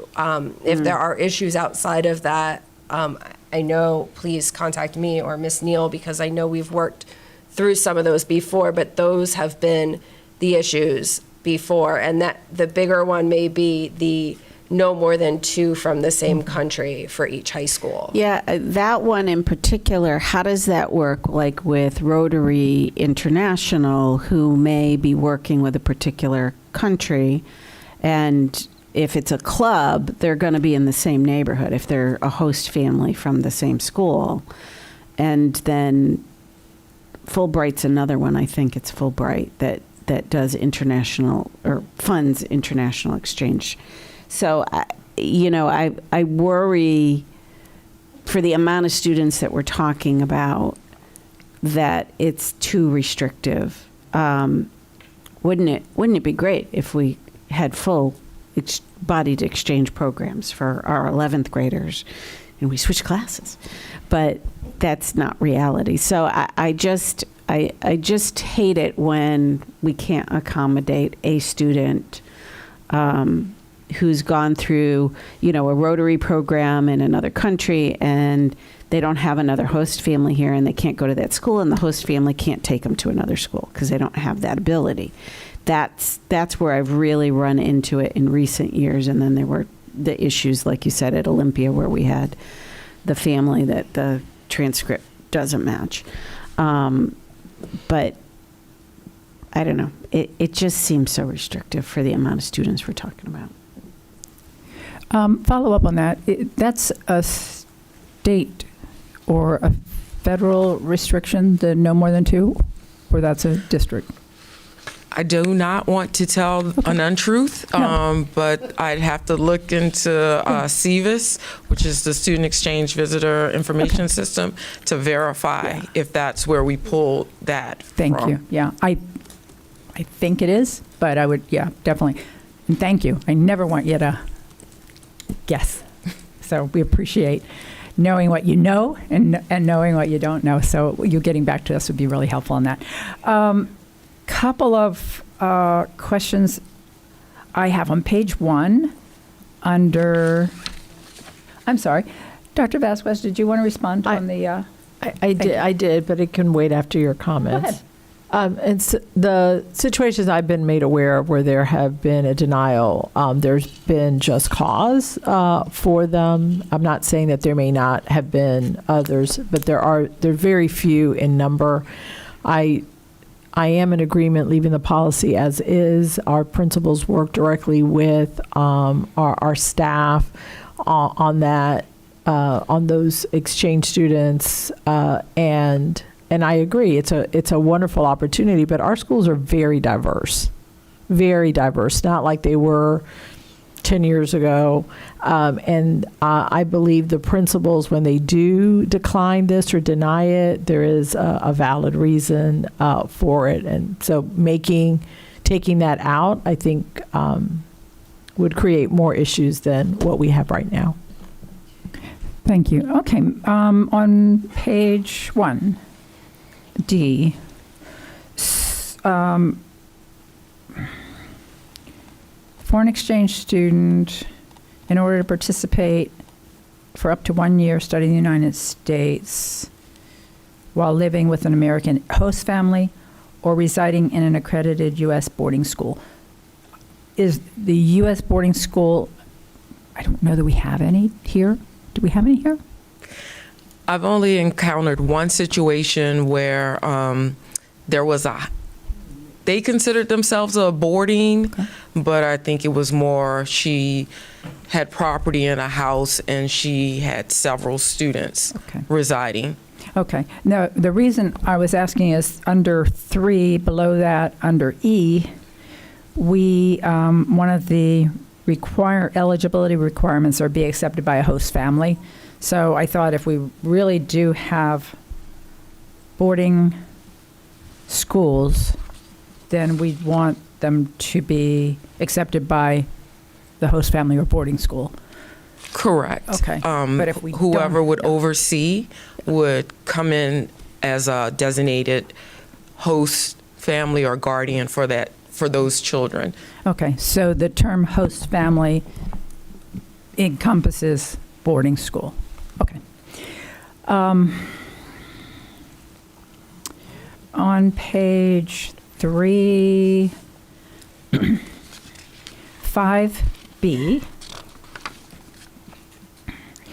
the host family must secure educational guardianship from the district's super enrollment office. Ms. Neal, I wasn't aware of the educational guardianship until we had one situation, somebody wrote to me, and you helped them through the situation.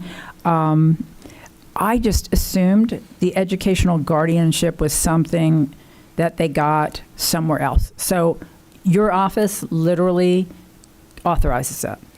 Correct. Wow. We require a notarized document from the parent stating that they're entrusting their child with the host family, whoever they may be. We also require that they designate someone from the organization in case of emergencies, and the child may have to be moved from one home to another home. Yeah, my question was, I remember you said that it wasn't that difficult to get, and like they didn't have to go through a big court, but this was an aha moment for me that that's actually something handled by your office, and I wanted to make sure I understood that, because we had a more recent one that I think we sent to you that might have been eligible. But anyway, it was just for me, my learning. Under D, proof of immunization. So which immunizations are required now by the state? Where do we stand on that? Pardon me? So they have to come in with all the required immunizations to enter school. They just have to, and they may already have them. They just have to be placed on the Florida 680 form. Okay. I just remember the state kind of backing off of immunizations, so I wasn't sure what that list was. On page 3, we say that the foreign exchange student or host family shall pay for school lunches. Does that still apply when we have the free lunch program district-wide? I'm thinking probably not, because logistically it would be difficult. And if it doesn't, I obviously don't want to change the policy to say they don't, but a caveat that unless we have district-wide. Chair, I think the intent of this section was to make sure that it was clear that the host family is responsible for any fees that would be associated to any other student. So if a student needs to eat lunch at school, they would get lunch. If they needed to be in the chess club and they needed to pay for chess club, then they would as well. If a student is attending our school and they are enrolled and they are receiving FTE, then they would be treated as every other student. So we could simply change the language to say what you just said, which is shall be required to. It's still, they're not required to pay. They're required to pay what other students would pay. Yes? So I just want to go back to the school lunches. So when you go to, and I'll use secondary schools, cafeteria, there's lots of choices. Not all of the choices are at no cost, right? So what we provide, and I don't know the terminology, but let's say there's stuff that is a la carte or there's a special cart for that. I believe that there's still a cost to that. It's the general meal that's at no cost to a child. So in this particular case, if a child wanted to get, I don't know, peanuts, or we wouldn't serve peanuts because of allergies, but if they wanted to get healthy vegetable chips that weren't on our menu, then they would pay for that. Okay, so the host family shall pay the same fee as other families for the same services, including something like that, and then it's clear that they don't have to pay for the lunch that nobody else pays for. Right, okay, which would be very cumbersome. That's all I've got. Anybody else? All right. Moving on. Okay, policy JFABC is regarding the international students and is being revised to update and clarify language. 1 second to get the other one. I have to get it up on here.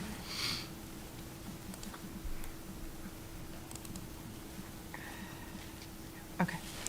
To add provisions requiring an annual tuition fee equal to the full unsubsidized per capita cost of the program to be charged to international students, to remove language regarding the international adult technical students, and to update statutory and rule citations. And we also, on the first page, as you notice, we corrected or made the same change for student enrollment, and it was department here. We made it office also. so it's consistent. We also removed relative, in the very beginning, in the paragraph, relative who is a resident, because a host family could be anyone. Section D addresses the annual tuition equal to full unsubsidized per capita cost. And then we removed the technical centers because we are not SEVP approved for the technical colleges. And then the statutory changes. Okay. I have two comments on page 1. I think there is only page 1. Under 1A, the second sentence, the first sentence talking about international students. The second says these students, which is the same as international students, shall request and be granted approval to attend a school by completing the I-20 application process. Splitting hairs with words, but they could complete the application process and be denied or not. Yes. Okay. Okay. So they won't be granted approval to attend because they completed it. They'd be granted approval to attend if they completed and were approved? Minor change, but... Understood. Yeah. And then the second is similar under C1, and I think I'm understanding this right. The I-20 application, it says, is available for one school year. I'm assuming we mean applicable for one school year? Like, it applies to one school? So you can only attend a public school for 1 year on an I-20. Right. Issued from my office. Right. Or the Office of Student Enrollment. Okay. I'm just trying to figure out when we say the application is available for 1 year, I think we mean that it's, I can't think of another word, but applicable. It's, what's another word for that? Available's not it, but it's qualifies, yeah. Again, it's just a semantic thing, but if we can just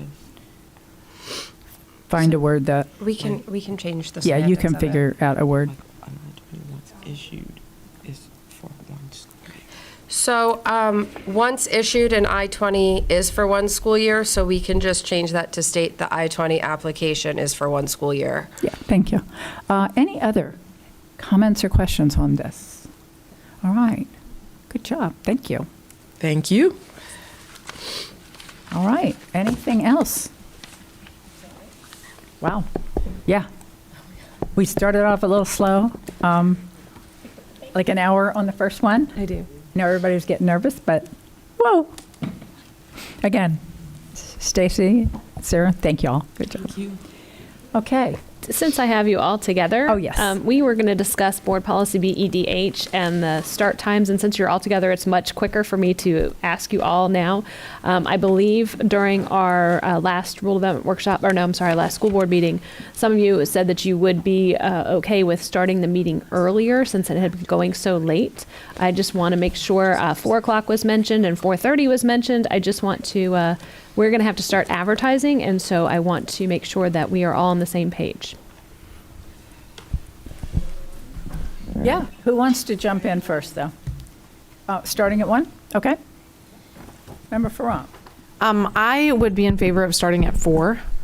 I think it'll give, we usually have about an hour, it seems, before we really get into having public comment or things of that nature.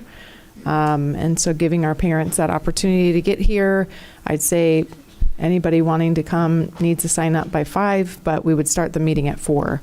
And I know we had discussed if we're celebrating, say, anyone from a middle school, maybe we can move that to further, like towards the end of the meeting or something, or in that sense, or have them be like the last on the list of people that are getting recognized so that they have time to make it to the meeting. Yeah, that makes a lot of sense. I do think too, though, that I do like the fact that that anybody who comes to speak has to listen to everything, but there is something that it feels like it's just so long, and I mean, half of the people leave before they even have time to speak. And I know, I mean, if you've come here and you've taken time out of your day, I'd love to hear from you. So, I mean, that I'd love to discuss that and see how we can maybe fit them in at a different time, a little earlier than at the very, very end, but I don't know. Everybody seems to like the end, but doesn't matter. Member Gould? I would like to try the 4. I would like to keep the sign up till 5:15 because traffic stinks. So, or even 5:30, if we could extend it to 5:30. I know that's difficult with staffing, but maybe there's another mechanism to be able to do it. And how close are we to a more of an automatic sign up so that that doesn't become a problem? We're about 90% through, ready for the online. I'm not familiar with the technical aspects of it, but we're about 90% through. We're just finalizing language, and we should be able to run a demo for you soon. Okay. So maybe for a couple of meetings, we could accommodate that extended sign-up period and then just go into the automatic. Thank you. All right. Vice Chair. Thank you. I think I had originally told Mrs. Inval 4:30, just kind of to split it. I'm fine with the 4 o'clock if that's the will of the board. I do feel like, and I discussed this with Ms. Inval too, that the meetings are very choppy. Like they feel choppy to me, like we're starting, stopping, starting, stopping. And I think part of that is having the speakers at the end. I personally, I know that it was the will of the board that they listen to the business of the board, and other entities do it that way as well. I agree that their time is as important as our time, and we want to make sure that we hear from them. So I don't know what that looks like, but I do feel like it's, and I'm getting more complaints that we don't not advertise, that's not the word, that we don't include the non-agenda comments on our YouTube channel. I'm getting more complaints about that now, I think because it's more noticeable, because we're starting and then we stop and then we come back. But again, I have no a hill that I'm going to die on with this, so I look forward to what other members want. Okay, thank you. I have some ideas. I'm fine with 4 also. I don't like the idea of making the sign-in time 5 or 5:15, and the reason for that is if we get to that point early, say we get at 4:45, we are through with everything. Well, we're at the point in the agenda where we're taking public comments. Then people that think they can sign up to 5:15, we may be done with public comments, or we might be in the middle of public comments, and now 4 more people walk in. We've allocated the time based on the number of people that were here, or 20 more people walk in, and we said as long as you get here by 5:15, and by 5:15, they've really lost their window. So I think giving them a fixed time and saying 5:15 is it, or 5 o'clock is it, gives the impression that if they get here by that time, they're going to have a decent chance of speaking. An alternative to that is that we stop taking speaker cards at the time when we begin taking the public comments. Now, that tells the public, we don't know exactly when that's going to be.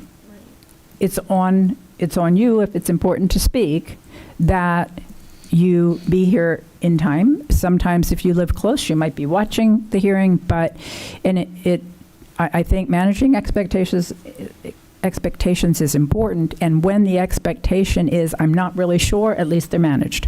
And I think that works better for us. In terms of changing the order, if we're not going to take it before the meeting, when we took it before the meeting, we would theoretically start at 5 for the regular meeting. And the public that is coming here because there's a public hearing, say it's a redistricting, they've got skin in the game.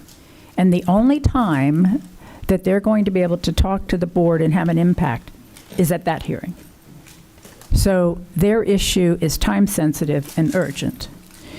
And the people that are coming because they want to provide input on something that's not on the agenda, they have the option of coming at the next meeting. Again, if you're here for redistricting or rezoning of your school, you can't come to the next meeting. So I place a priority on the people who have an item on the agenda that they need to speak to. And if we start at 5, we've taken the pre-agenda before like we used to, then the folks that were for pre-agenda, they had their time, they had their window, they didn't have to wait.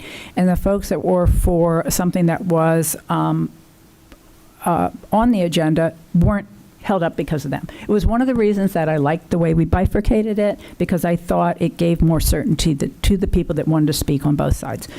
I'm okay that we've merged them, but for me, if we're going to merge them, I still think the priority for me is to make sure we hear from the people that are impacted by the decision we make and not put them at the end of potentially 45 minutes of public comment.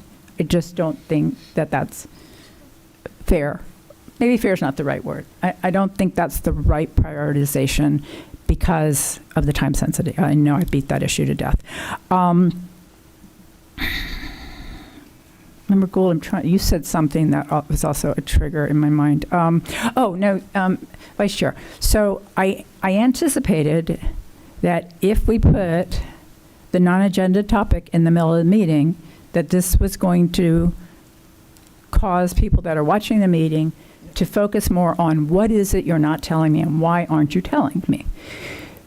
But I also know that, and I'm sure I call it the Jacob Ingalls Act, but the bill that passed that says that if a member of the public shows up and starts reading anything from any book that's being challenged, that if we stop them from reading it, that book comes off the shelf. I am concerned that as the chair, somebody's reading something, I'm not 100% sure it is actually a book in the library or that it has been challenged, but the pressure is on me to figure out whether to stop them or not stop them. And if I don't stop them and we're airing it, then I'm really concerned about that. And I'm happy to let anybody else who wants to chair through that portion of the meeting to have it, because I think from time to time it's necessary to take a personal hygiene break, and that will be my break. Because I'm really concerned about that. I do understand that if somebody is reading something that's really offensive, it should be cause, as it was the day that happened, for me at least to have some concern about it, but I don't, anyway, I see that as problematic. And I think there are other things that can happen during pre-agenda. Those of you who have been on the board since, 2018, will remember, and those of you long before that, but will remember that it was almost every Tuesday that we had somebody tell us something that happened, that we would get the other side of what actually happened that was dramatically different, and the public would have been left with the wrong impression, an incomplete explanation, and I don't think that that's fair to the school district. I'm not trying to hide mistakes that we make, but allowing somebody to misrepresent something and having that tarnish the reputation of the school district or certain departments or certain employees is really a concern to me, which took me back to liking the idea that we did it before and separate, because it didn't draw as much attention to here's the part you're not listening to. And and by bifurcating those two groups, nobody was held up waiting on the other. So I don't know where that lands us. I can tell you I'm still in this place I've been, that I don't think that portion of the meeting should be aired. It is a matter of public record. People have access. They can come in, but I don't think it's incumbent upon us to use a public forum paid for by the taxpayers to, what's the word? To project an image that is inaccurate and false. With that, let me go to Member Felder. I'm going to go right down the line. Member Felder, time and thoughts. Initially, I did like the change because I think that so many times when they come, when people come and we have our long meetings and they're hearing all of the pre-agenda concerns, they leave and they don't really hear or see the kind of work we're doing as a board and how we are really working with the district to make change. I do also understand, Chair, that there are people who come who really have pertinent concerns that's on our agenda, and they should be given opportunity to express, because we are who they voted for and they're members of our constituency, and we need this dialogue. I also would like to make mention of the sign-in.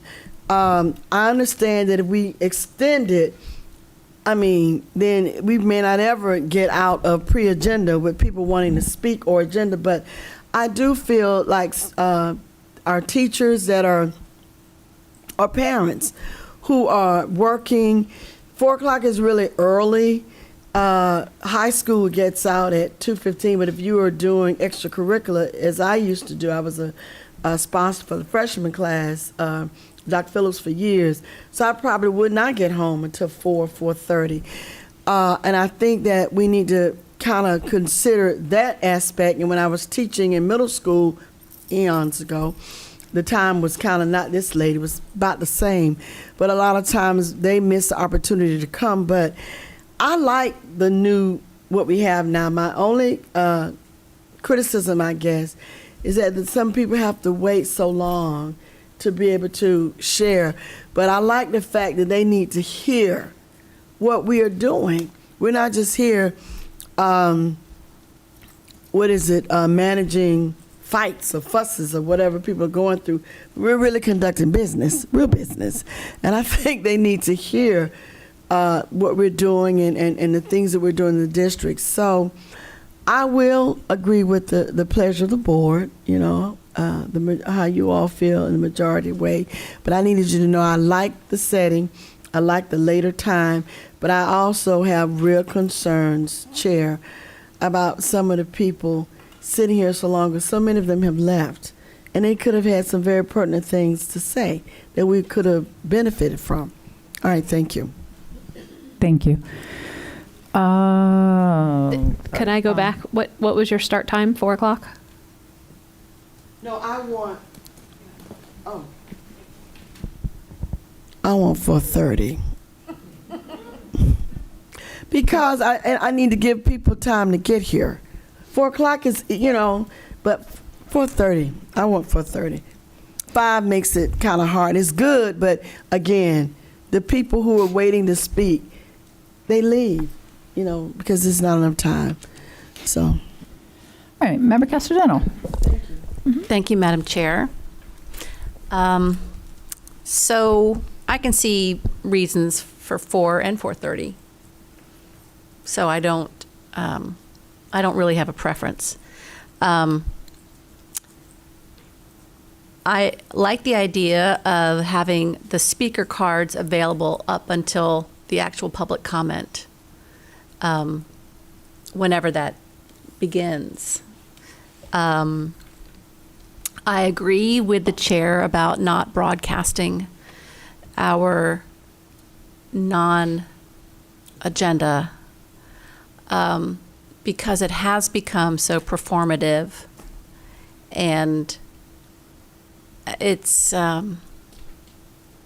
it's not mandatory that we even have that segment of time, but just given the nature of the political culture today, I don't think it's beneficial. I'm not saying it's never the right time to do that, but I think the way people use those segments and then kind of amplify them out and, like you said, create this sense of our school district that's not really accurate, or they're using this platform and politicizing our schools when we're trying so hard to keep the politics out of our classrooms and our schools. So I agree with that.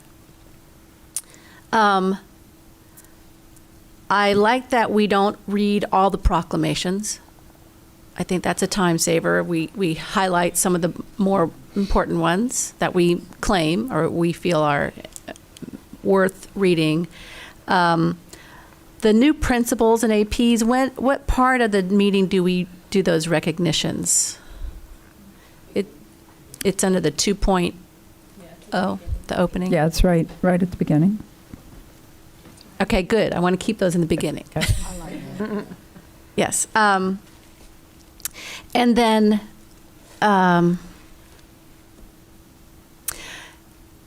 one thing that might help streamline our meetings is reducing the amount of time that board members get to speak.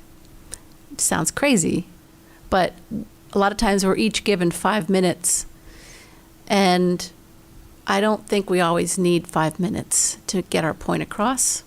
Maybe if we get 3, and then we have that chance to come back around, that could be beneficial. That way you still get your time, but you make your point a little clearer. I know it's helped when I listen to our public comment folks when they have to really tighten their argument down to 2 minutes or 1 minute. They get the same point across. So I'm in favor of that. And that's all. All right. Thank you. Very good. Thank you, Member Castronell. Member Byrd. Thank you, Chair. I am fine with a 4 o'clock time because I think that if someone is trying to get here from the schools, I feel like they're probably getting here. If they really want to get here, the biggest complaint I hear is because they don't have a chance to speak because it was pre-agenda, it was early. So if we're doing it later in the meeting, then I think 4 o'clock is fine. I agree with what Member Castor-General said about the broadcasting. At this point, I think that it's probably better not. I agree with what you said, Chair Chu, about prioritizing the speakers that come to speak on agenda items. So I would prefer to have our non-agenda items, and I thought this is what we were going to do anyway, but have them at the end of our official business, like before, Yeah, and we do. right before our comments. We do. Okay. Yeah, they're after all the public hearings. So right now you have them after consent, but before non-consent. But we can move it to after non-consent. But they're We only have very many. after public hearing, and we could move, and then they're after consent. If we pulled something, or if it's non-consent, which we could move still that ahead. Yeah. Right. Yeah, which is a very small change. Small change. One of the things we could do, and I'd like everybody's input on this, is move strategic plan update until after all the public comments. I haven't talked to the superintendent about it. That's an imposition on her staff, but that's oftentimes kind of a little in the weeds and lengthy. And that would move all the public comments up substantially on the days when we have those. It would. Mm-hmm. My only angst about that is just it's usually pretty good information. Absolutely. And stuff that the public really doesn't know about. I know. And so I think it's valuable information for people that come here under the pretense of having this great concern for our school district and what's going on in our school district to really know what's going on in the school district. So I don't disagree. I'm kind of iffy on that. I don't know how I feel about that, but I do get it. It does get in the weeds a bit, and it can be very long. So I'm kind of up and down on that. Maybe there's a way. Okay, this would be my preference then. How about if the public hearings could happen before strategic plan? Because if people are here for a public hearing or a rezoning or something like that, they really don't. I don't feel as strongly about them hearing the strategic plan and that information as I do someone that's coming, for other reasons during non-agenda public comment. And the reason I feel that way is because there are plenty of other opportunities for them to share with us their feelings. They don't have to, this is not the only time they have to share their concerns if they have real concerns about something that they think is going on in the schools. So if they're willing to sit here through all of that and still speak, then I feel like, that they have that right and we should listen to them. But, so I'm kind of still up in the air about all that, but the 4:00 is fine with me. And signing up, ending as when we start public comment, I think is a great idea. Okay. Unless it's too late for all right. staff. We have several people queued up to speak, and then I thought perhaps we would go through the line one more time on the issue of strategic plan. The only thing I don't want to do is force the board to make like a permanent decision on that without having a time to slow think it. And make sure it's whatever decision we make, and if we move that we all feel good about it. And I just threw it up out of, not threw it, but threw it out. Threw it out, not up. Member Gold. So I like your idea about the sign up until public comment, and I've been kind of tracking, and if the data is different than what I've been tracking, we're an hour to an hour and a half before we get to anything. So I think it does, if we move it earlier and and people are arriving in that time, they're still going to hear some really good comment. I like the idea that Member Byrd just brought up about putting the strategic plan or public hearings ahead. I like that a lot. I like it after the consent agenda where we have the public comment. I think that is they've kind of heard whatever we're doing in strategic plan. They've heard. I like strategic plan at the top. I am not in favor of televising public comment at this juncture because people are supposed to be coming to talk to us. It shouldn't matter if it's televised or not to them. So I am not in favor of televising it because it's never the whole story, because our policy is to listen, not respond, although we've been responding more lately. But I think we need to get back to that, going back to listening and not responding. And it's never the whole story. So I would not want misinformation living longer than real information. So I am for that. So I'm still, because it takes us an hour to an hour and 45 minutes to kind of get through some of the initial stuff, and people have that opportunity to arrive in that time and hear some of it. I'm still in favor of 4, but I'd be fine at 4:32. I just think we need to move it earlier so people don't get timed out because they have to be at work the next day or have obligations at home to put their kids to bed. So, thank you. Vice Chair. Thank you. Thank you, Madam Chair. So I'm in favor of the sign up being to 5 to 5:15, just so that we can accommodate more people if we are going to move it forward, knowing that they won't be able to get here in a timely fashion, understanding that as soon as that portal goes up, then it's a non-issue because they can sign up online. We'll know how many speakers we are, and we won't need to keep staff here till 5:15 or 5:30 to sign up. So I'm hoping that would only be in place for maybe the next 2 board meetings, and we will get that portal up and running quickly. As far as the non-agenda items, I'm not in favor, I just want to make it clear, I'm not in favor of broadcasting the non-agenda. It's just that I've noticed that more people who are watching are wondering why we don't broadcast, and it does seem choppy.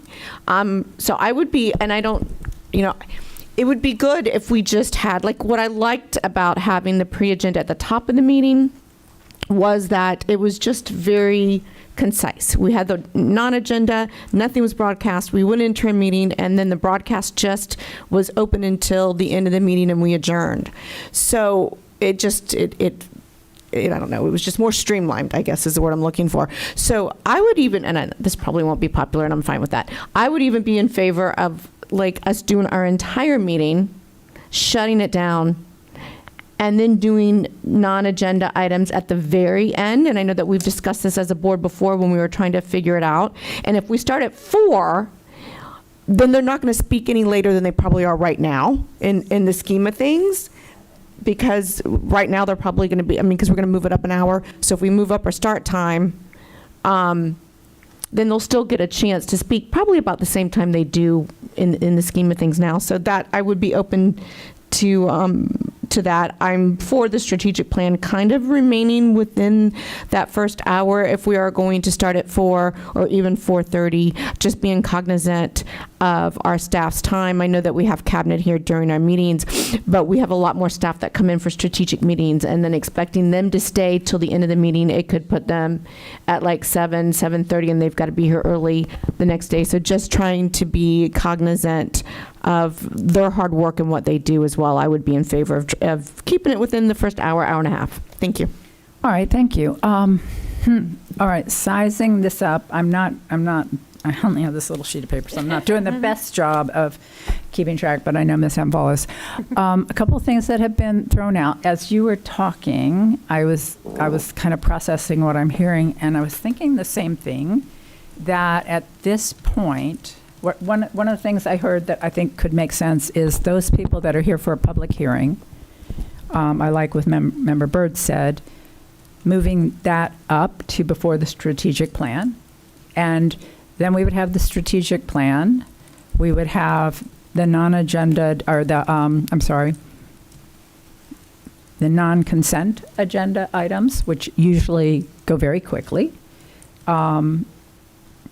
What would normally happen after we hear from the non-agended public speakers is pretty close to the end. And generally, we're going to have committee reports. Superintendent's going to give her report. She's always concise. Ms. Enval, very concise. And then board members. But that whole portion of the meeting is probably not 10 minutes in most cases. And so I was thinking the same thing, that if we ended our formal business meeting and we adjourned from that, and then we opened for the pre-agenda, the same way we opened before with the pre-agenda before the meeting, and then closed and started the regular meeting, that it wouldn't be so, what's the word, choppy. And I will tell you, the choppy has been challenging for our AVI team, primarily because of me, honestly, because I'm supposed to stop, let everybody know it's like we're taking a short recess or something so that they stop filming so that they can start filming. I'm not doing a very good job of that. I eventually will get better at that, but I think by literally just saying that's the end of this meeting, this is the next meeting, we would solve that problem, and it would also make more sense to people watching. And I did write down a note. Member Castor-Dental talked about, I think it was Member Castor-Dental, talked about performance, or Member Byrd. Somebody said something about people performing. All I can say is you ain't seen nothing yet. Because most of the people that come here, they might have strong opinions, but I'm not seeing the kind of comments that I saw at the county with people that, very theatrical. One guy tore up, he used to become a good friend, but at the time he wasn't, tore up fake money and threw it all over the place. Our poor law enforcement, I don't know what, one guy ran up to the podium to throw dead roses at me because it was like the death of democracy, something that we had done. I'm talking really theatrics. Can you picture? Yeah, can you picture what you would be doing when somebody runs at the podium?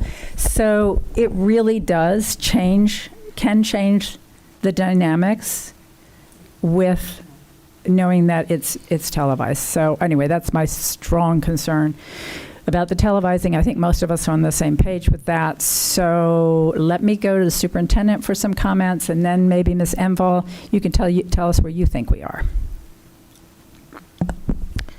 So I do agree with several of the comments that were made. The meeting is choppy. The idea, I actually like Board Member Gallo's idea of finishing the business and then doing the public comments at the end, and that I think would help to alleviate that choppiness. I have significant concerns about moving the strategic plan afterwards. I believe it's the board strategic plan. It's the work that we do on my end. I can commit to making them shorter, and for those that we have more discussion, we can have those be part of a work session, since we already have blocked out our Tuesdays. And I am definitely in favor of not recording. We can just go to Tuesday's meeting when we had a teacher that spoke about we were mandating that they grade exactly the same. And that was in reference to the SBUAs that were not intended to be used for grading. They were intended for teachers to be able to gauge whether students have mastered the concepts taught. And Dr. Armbruster is working on coming to a resolution. But if teachers are using those as grades, we need to ensure that they're being graded fairly, and that a student who misses 3 out of 4 at one school is being graded on the same scale that a student at another school that got the same score. And so that, when you listen to it, would have given you a completely different picture of what the teacher was presenting to the board. Okay. Member Ferrand. I was just going to chime in again and just say that I would be in favor of board members having less time to speak. I think we really need to be more concise and considerate of everyone's time. And I think especially our staff, we have everybody that has to stay here, and it is extremely long. When you're getting home at almost 10 o'clock at night to see your kiddos and haven't seen them all day, it is, I mean, it's part of our job, but not necessarily something I think all of our staff has signed up for. And then especially if we're waiting until after the meeting to hear public comment, which I don't mind that if it seems less choppy. But I do think we need to be a lot more concise, maybe less sharing our own personal stories, and just, this is what I'm thinking, this is what needs to be done, and move on. And I think that would be helpful. I would love to shout this. I don't even know if this is appropriate time to talk about this, but bathroom breaks, it would be really nice. I know there's some staff that they feel like they're not sure, like, okay, if I jump out real quick to go to the bathroom and then they're called on by the superintendent to answer something, or like, hey, can you respond to this? And then they're in the bathroom. I think it just makes them feel uncomfortable. And so if we could maybe have something where we're every 2 hours or every so often, we just have hey, we're having a 2-minute bathroom break real quick and we'll be right back. And they know to just, and even us as well. But yeah, just more concise, and I'm good with what we've been talking about. Okay. Member Caster-Dental? Thank you, Madam Chair. Okay, so an update to my previous remarks. I like the 4 o'clock start time if it means that if we're going to put the non-agenda at the very end, I think that gives people enough time to get here to say something that they need to say. And I still support the 3-minute over the 5-minute time for board members. But other than that, I like where we're going. I do like the bathroom break idea, but we could just call it a stretch break in between. Yeah, that's it. Okay, Member Byrd?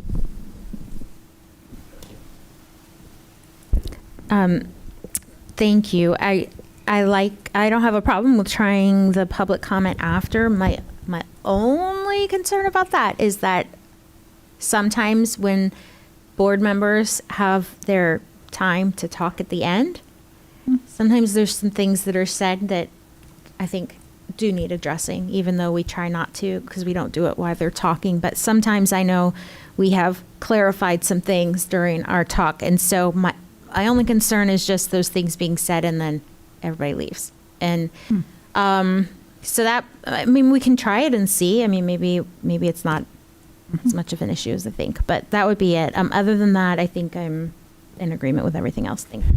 All right. We're going to go back through the line.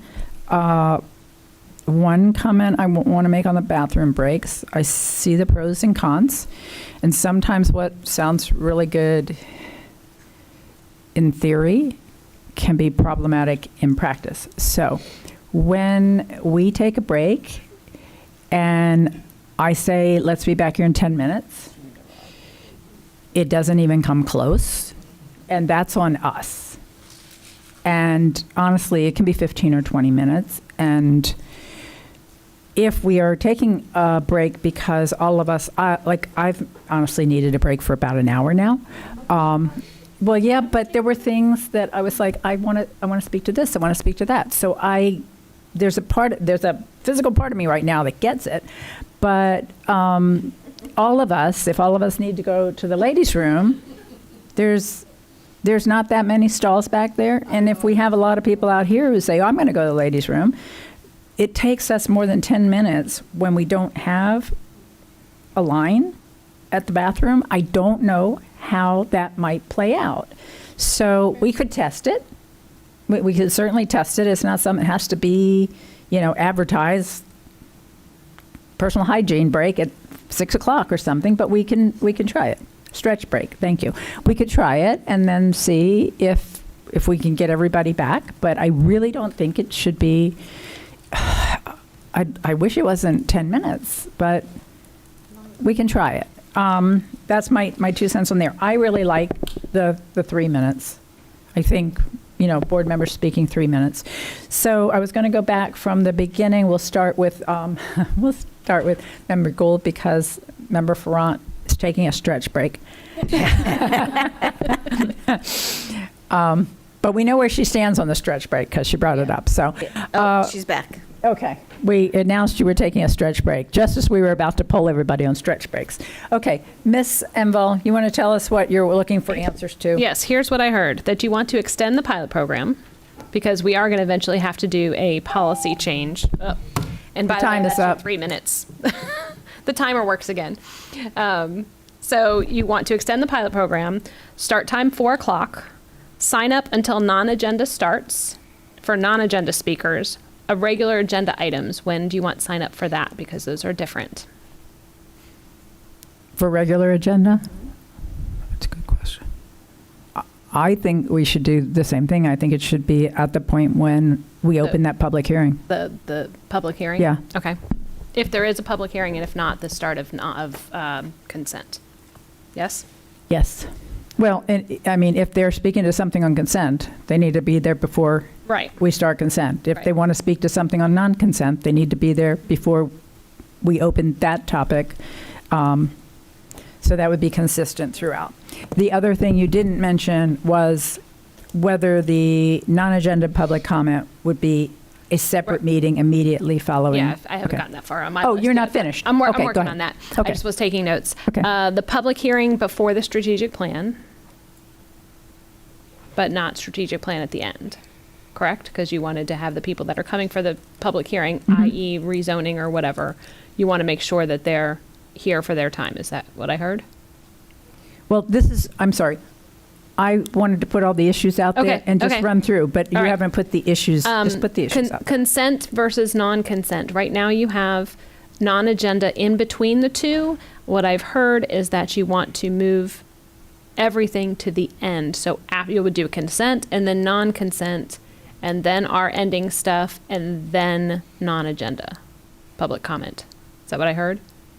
Or we're still debating on that, on the order of that. I think there's a, Keeping the business, I guess the issue then is keeping the business of the board together, consent and non-consent. Is that what, so, and then non-agenda is not televised. I think we all said that. You all said that. And then 3 minutes for the board to speak with a 2-hour stretch when we have a 2-hour meeting, potentially having a stretch break, but you don't have to put that in policy or in your pilot program. okay. What we're going down the line on, remember from what we discussed on the bathroom breaks, is that it might not work as well as we think, because we're always, when we take a break, we're always going 10 minutes, and there could be a line, and it might take longer, but we'll probably test that during a meeting or two and just see how it goes.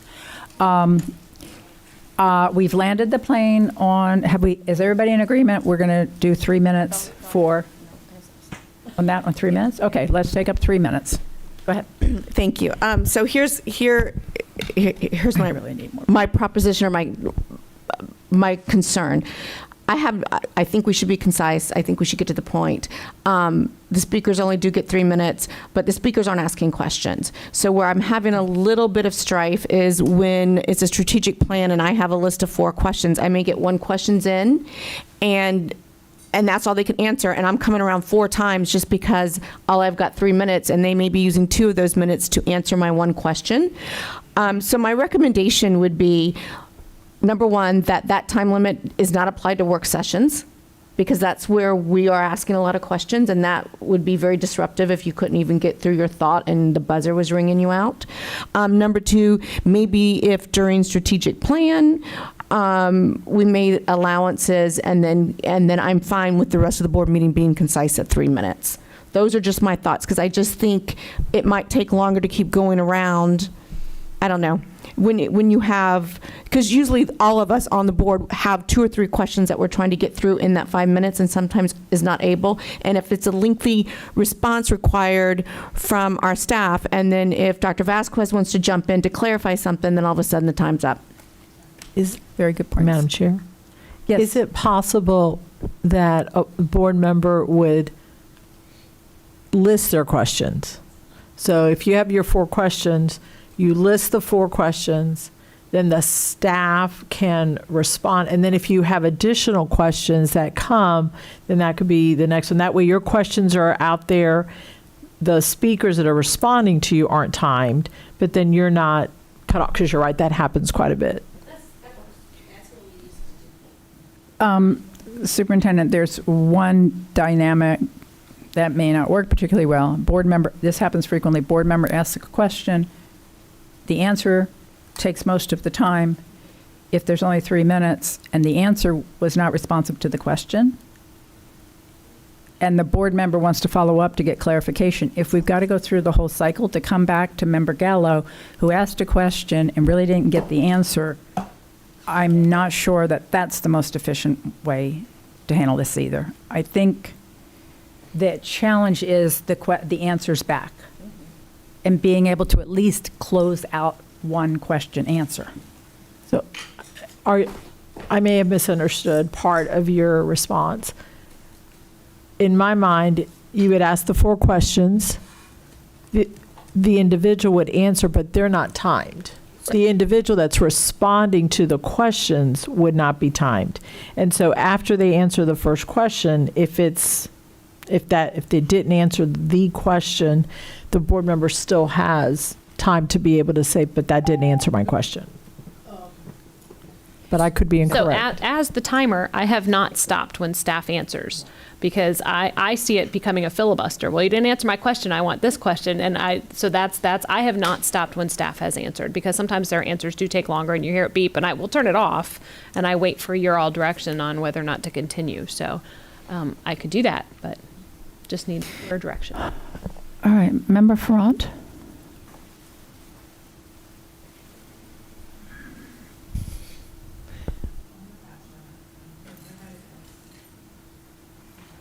Okay, okay. All right. Let's try it. Yeah, I definitely, it doesn't apply to work sessions. Let's try the 3 minutes. I know what my concerns are. I can't articulate them. If they turn out to be a reality, then we'll come back and discuss how to use the timer. Because I agree that should be enough time for us at one time, as long as we get an answer to our question. Member Ferrand, do you remember? Yes, I remember now. Mine was really just about the electronic sign up. And I'd love to know more about that. And I don't know if that's something you guys can just email us and kind of explain how that's going to work. Something that is easy enough is just having their ID and they scan their ID when they get here. You can't do that? Okay. I'm getting a no from Ms. Enval. But maybe you guys can just email that to us then and just share kind of what the process will be, because somebody could go on and use fake names and do a whole slew of stuff, and there's 100 people now speaking, and then no one shows up. And so I don't know. I would just love to know, like, how is that working? And if they sign up beforehand, then does that guarantee them a spot, or do they need to be here? And kind of like when we register at the county to do something, you can kind of get your name in, you pre-signed up, but you still have to go and check in. Yeah, those are little details that we're working through now with that language, because just like even with when they're filling out their blue cards, they could give us an improper name. And then also if we're going to do the sign up ahead of time, we've talked about, and I know the board has talked about it, opening the sign up. Like if you release the agenda on Tuesday at 5, you open up the sign up either at the same time or Wednesday morning at 8 a.m. and get them in that order. But then you're going to have to, somehow the chair is going to have to poll who is in the audience or some sort of check-in, because we don't want to call 27 names and nobody be here. So those are the little logistics that we have to work out. It is about 90% complete. I don't know if you were out when I discussed. It's about 90% complete with staff and how it works. So we should be able to give you a demo relatively soon. But I still think we're going to have to keep the paper process in place as well for people that come here that don't sign in online or don't have the ability to sign in online. One concern I have when something is 90% complete,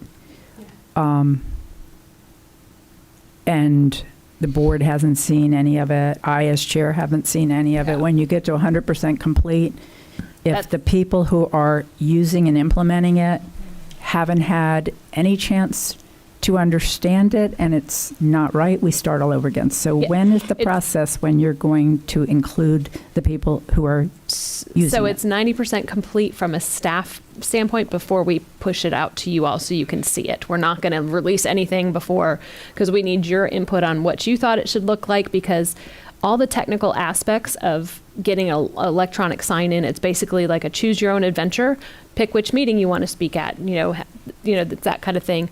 All those logistics had to be worked out through the back end so we could pick whatever avenue they're going to choose. So we're definitely going to get it to you all. You can be our triers out first, and we can do some sort of demo. I'm not. Okay. I'm not technical enough to do it, but the IT team can do that for you. But bottom line, if we find things that don't work, Yes, we can change. we're 100%. We don't have to go back to ground zero. Okay. All right. Next question. Adjourning the regular meeting and then convening the non-agended. Yes? Yes? Okay. Yes? Adjourning the regular meeting and then convening the non-agended. Okay. Anybody against that? All right, we're gonna put that in pilot phase 2. Location of strategic plan. It stays where it is, which is after recognition and proclamations, or it moves to after public hearings, which one of those two options? Stays where it is. That means if anybody's coming for public hearing, primarily rezoning, they'll hear the strategic plan and then we'll get to public comment, or we'll take the public comment and then we'll do strategic plan. Member Gallo. Thank you. I would, since we're starting at 4 o'clock, I would lean towards leaving the strategic plan where it is so that it gives those time to get here for the public hearing, just to give them, allow them a little bit more time. I think that's a good observation. Anybody disagree with that? All right, so we're going to keep the strategic plan where it is. We've talked about stretch breaks, board member comments. We're going to test it at 3 minutes, and we're going to reevaluate how that works. But that won't apply to work sessions. End the regular meeting, convene the non-agenda meeting as soon as that's over, and the strategic plan stays where it is. Anything else? Just want to make sure. Wait, do we have all the main issues covered? Member Felder. I just want to comment about the breaks. You know, you can't orchestrate restroom breaks for people when they reach a certain age. You can go whenever you need to go. Okay, thank you. You can go whenever you need to go. Member Felder's, yeah. I mean, yeah, Member Ferrant's question pertained as much to our team out here that is sitting waiting to see when we might call. So Scott Howitt's in the audience. He steps out for a minute, and the moment he steps out, something comes up, and I'm like, Mr. Howitt, where are you? Okay, so the team back there should have, the point being, they should know when they can get a break. We should just mic him and he could. Yeah. No, we are not going to mic him for his stretch break. No mics in the stretch break. Very bad idea. Okay. And again, we'll try that when we, I think, we'll set a time, whether it's an hour and a half or 2 hours. If we get to that point, that would be a time that might be appropriate, as opposed we're going to do it when we hit a point in the meeting, which could be real quick.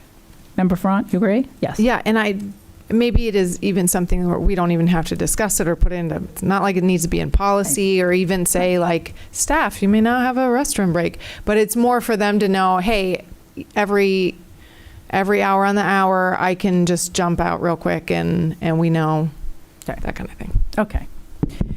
All right, I think that concludes the business. It took a little while, but I'm glad we did it now with us all together. This was a good time to do it, and this is now a good time to adjourn.